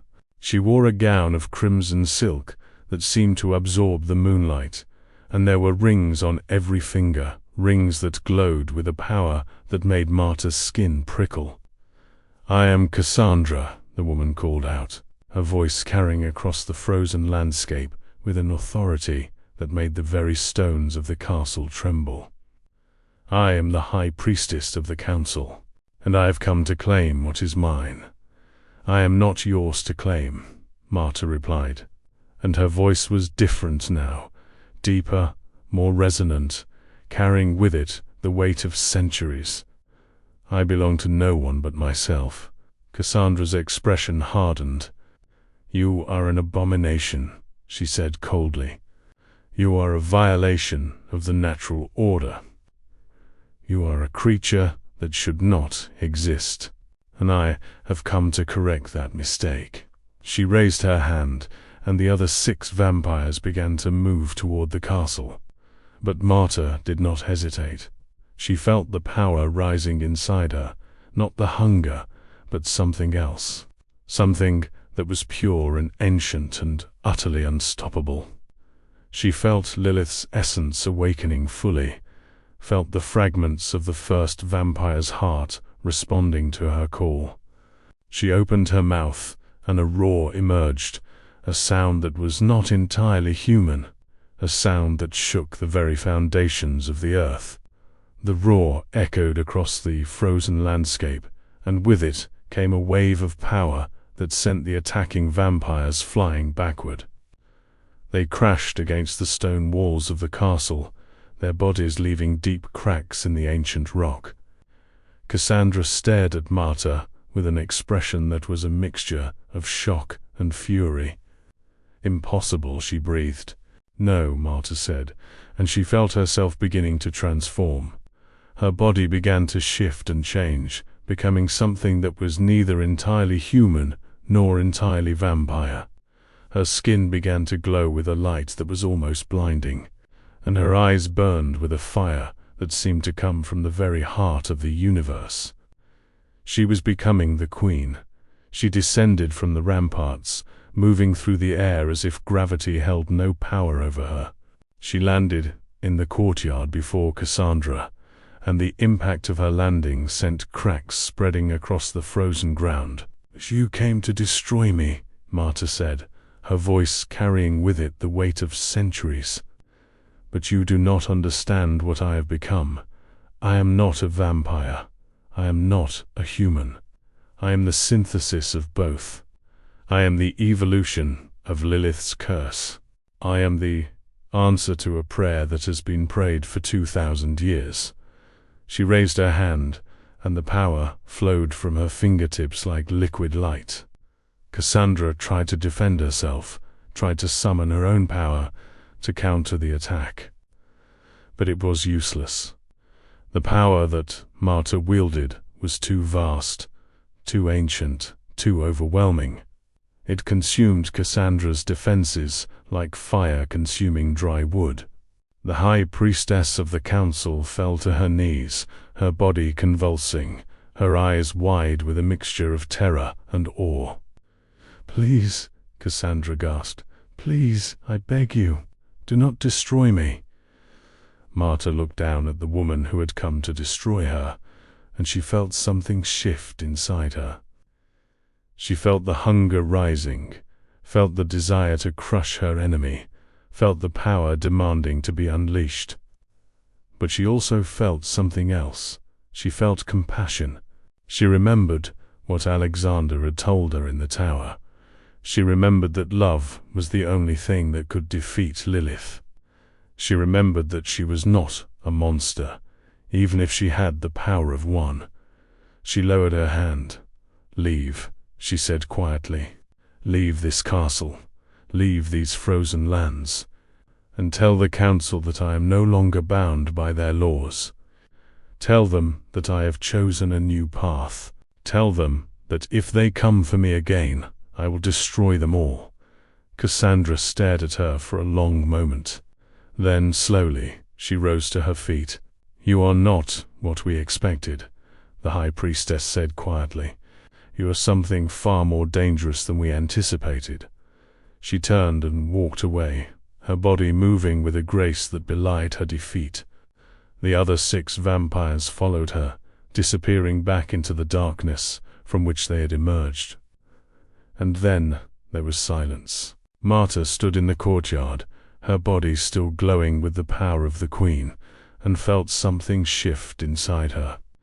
She felt the hunger receding, felt the power settling into her consciousness like a familiar companion, felt herself becoming whole. Alexander descended from the ramparts and moved toward her. He did not touch her. He knew better than to touch her while she was still radiating power.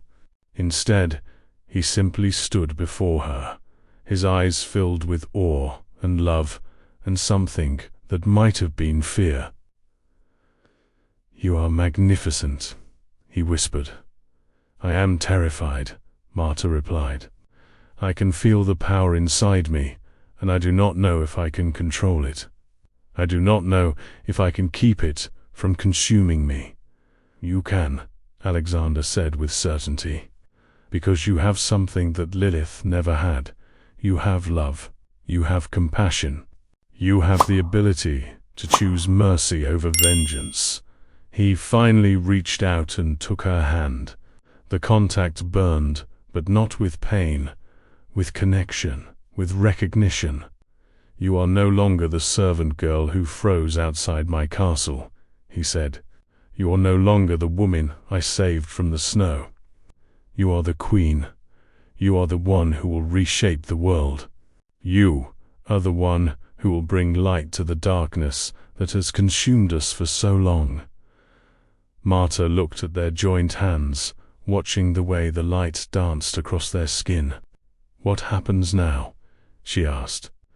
Now, Alexander said, we decide what kind of world we want to create. Now, we decide what kind of rulers we want to be. Now, we decide if we will use this power to dominate, or if we will use it to liberate. He pulled her close, and she felt his lips against her forehead. I choose liberation, he whispered. I choose freedom. I choose a world where love is not a weakness, but a strength. I choose a world where humans and vampires can coexist in peace. I choose a world where you are not a queen ruling over subjects, but a partner ruling beside me. Marta felt tears streaming down her face, tears that glowed with the same golden light that burned in her eyes. Then we will build that world together, she said. We will reshape the frozen lands. We will create a sanctuary where those who have been cast out can find refuge. We will show the council that there is another way. She pulled back and looked at him, and she saw the man she had fallen in love with, not the monster, not the predator, but the lonely soul who had been waiting for 200 years for someone to love him. I love you, she said. Not because you saved me, not because you transformed me, but because you are you.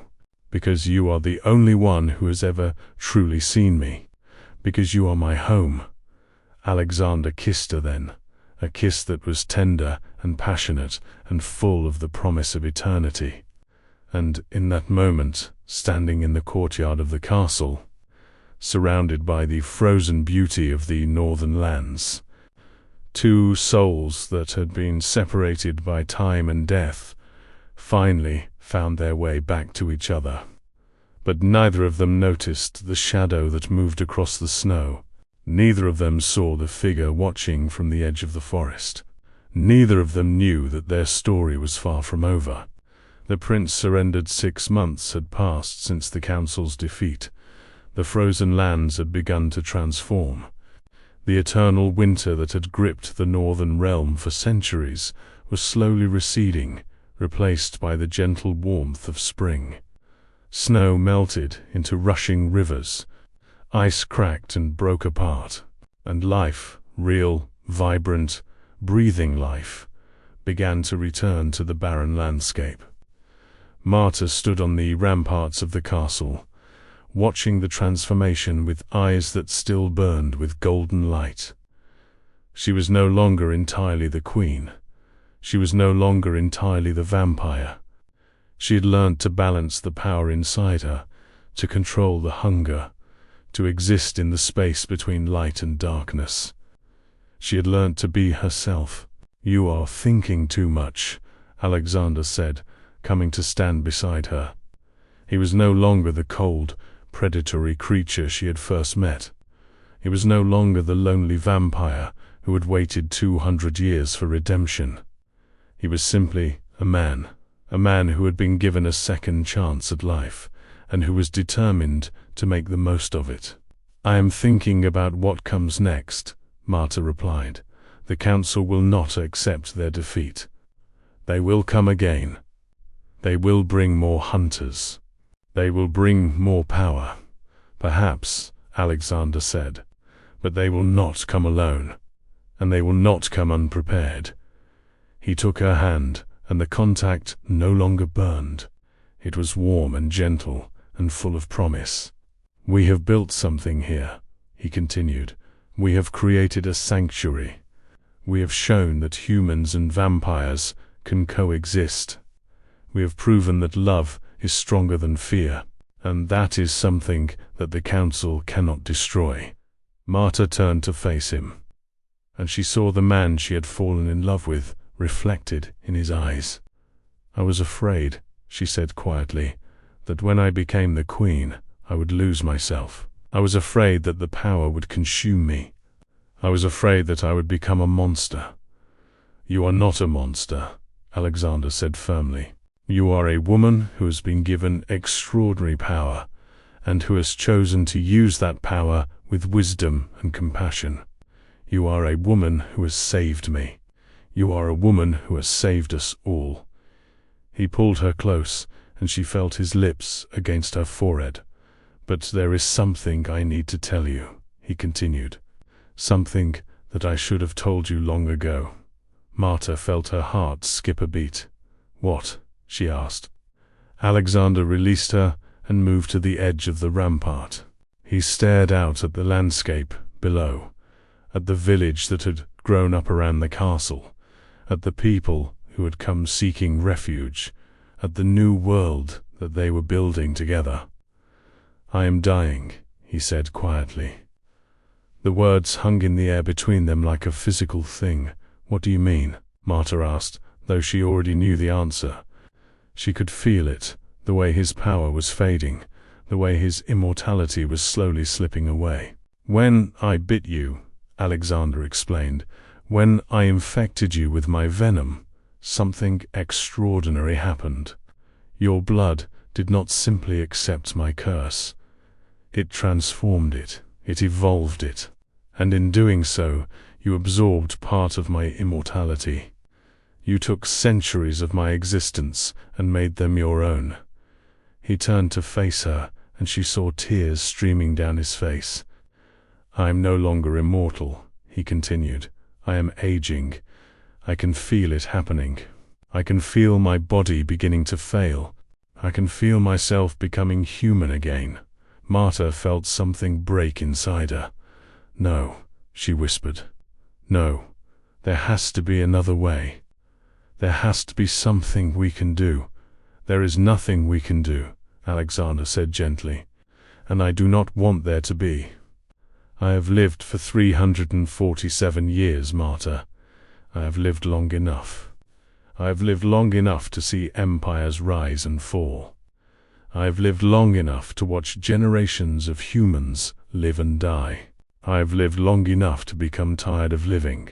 He moved toward her and took her face in his hands. "But then you came," he whispered, "and suddenly I did not want to die. Suddenly I wanted to live forever. Suddenly I wanted to spend eternity at your side." "Then stay," Marta said desperately. "Stay with me. We can find another way. We can." "I am staying," Alexander interrupted. "I am staying with you, but not as an immortal. I am staying with you as a man. I am staying with you as someone who will age and grow old and eventually die, and I am at peace with that." He kissed her then, a kiss that was tender and passionate and full of the knowledge that their time together was finite. "I love you," he whispered against her lips. "I love you more than I have ever loved anything in my entire existence, and I am grateful for every moment we have together." The months that followed were the most beautiful and the most painful of Marta's existence. She watched as Alexander aged. She watched as the lines in his face deepened. She watched as his hair, which had been black as obsidian, began to turn gray. She watched as the power that had defined him for centuries slowly faded away. But she also watched as he became more human. She watched as he learned to laugh, truly laugh, not the cold, predatory laugh of a vampire, but the warm, genuine laugh of a man who had finally found joy. She watched as he learned to cry, to feel emotions so deeply that tears streamed down his face. She watched as he learned to live, not as a creature of darkness, but as a man who had been given a second chance. And she loved him more with each passing day. They built a life together in the castle. They created a sanctuary for those who had been cast out by society, humans and vampires alike living together in peace. They established laws based on compassion rather than fear. They created a world where love was not a weakness but a strength, and they loved each other with a passion that transcended the boundaries between life and death, between human and vampire, between light and darkness. On a spring evening, exactly 1 year after Marta had descended into the tower, Alexander lay in their bed, his body frail and weak, his breathing shallow. Marta sat beside him, holding his hand, feeling the life slowly draining from him. "Do not be sad," he whispered, his voice barely audible. "I have lived a full life. I have loved and been loved. I have found redemption. I have found peace. What more could a man ask for?" "Stay with me," Marta pleaded, though she knew it was futile. "Please stay with me." "I am staying with you," Alexander replied. "I will always be with you, in your heart, in your memories, in the world we have built together. I will never truly leave you." He squeezed her hand with the last of his strength. "Promise me something," he said. "Anything," Marta replied. "Promise me that you will not let grief consume you. Promise me that you will continue to build the world we dreamed of. Promise me that you will love again, if you find someone worthy of your love. Promise me that you will live, truly live, for both of us." "I promise," Marta whispered. And then, as the sun set over the frozen lands, painting the sky in shades of gold and crimson, Alexander Volkov, the Blood Prince, the ancient vampire, the lonely soul who had waited 200 years for redemption, took his last breath. 1 year later, Marta stood on the ramparts of the castle, watching the sunset paint the sky in shades of gold and crimson. The frozen lands had fully transformed now. Spring had given way to summer, and the landscape was alive with color and warmth and life. The sanctuary had grown. Hundreds of people, humans and vampires alike, had come seeking refuge. They had built homes and farms and schools. They had created a community based on compassion and understanding. They had proven that a different world was possible. And Marta had become their queen, not through conquest, but through love. She wore a gown of white silk, and her hair fell in waves past her shoulders. Her eyes still burned with golden light, but there was something different about them now. There was sadness, yes, but also strength. There was grief, yes, but also hope. She was no longer the servant girl who had frozen outside the castle. She was no longer the woman who had been saved by a vampire. She was the queen who had saved a vampire. She was the woman who had transformed darkness into light. And she was at peace. In her hand she held a journal, Alexander's journal, the one he had been writing in for the past year. She opened it to the final entry.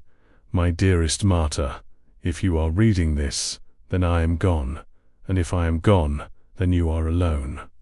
But I need you to know that you are not truly alone. You are surrounded by the love of everyone whose lives you have touched. You are surrounded by the community we have built together. You are surrounded by the legacy of our love. I came into this world as a monster. I lived for centuries as a creature of darkness, but you showed me that redemption is possible. You showed me that love is stronger than fear.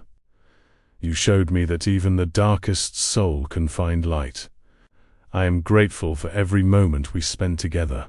I am grateful for the way you loved me, not despite my darkness, but because of it. I am grateful for the woman you have become, Continue to build the world we dreamed of. Continue to show the world that love is possible. Continue to be the light that guides others out of darkness. And know that I will always be with you, in every sunrise, in every moment of joy, in every act of kindness. I will be there. Forever yours, Alexander. Marta closed the journal and held it to her chest. She felt tears streaming down her face, but they were not tears of despair. They were tears of gratitude, tears of love, tears of a woman who had been given the greatest gift of all, the opportunity to love and be loved. She looked out at the sanctuary they had built together, at the people who were living in peace, at the world that was slowly being transformed by the power of love. And she smiled, because she understood now what Alexander had been trying to tell her all along. Love does not end with death. Love transcends death. Love is eternal. And as long as she lived, as long as she continued to build the world they had dreamed of, Alexander would live on. He would live on in her heart. He would live on in the sanctuary they had created. He would live on in the love that she shared with everyone she met. He would live on forever.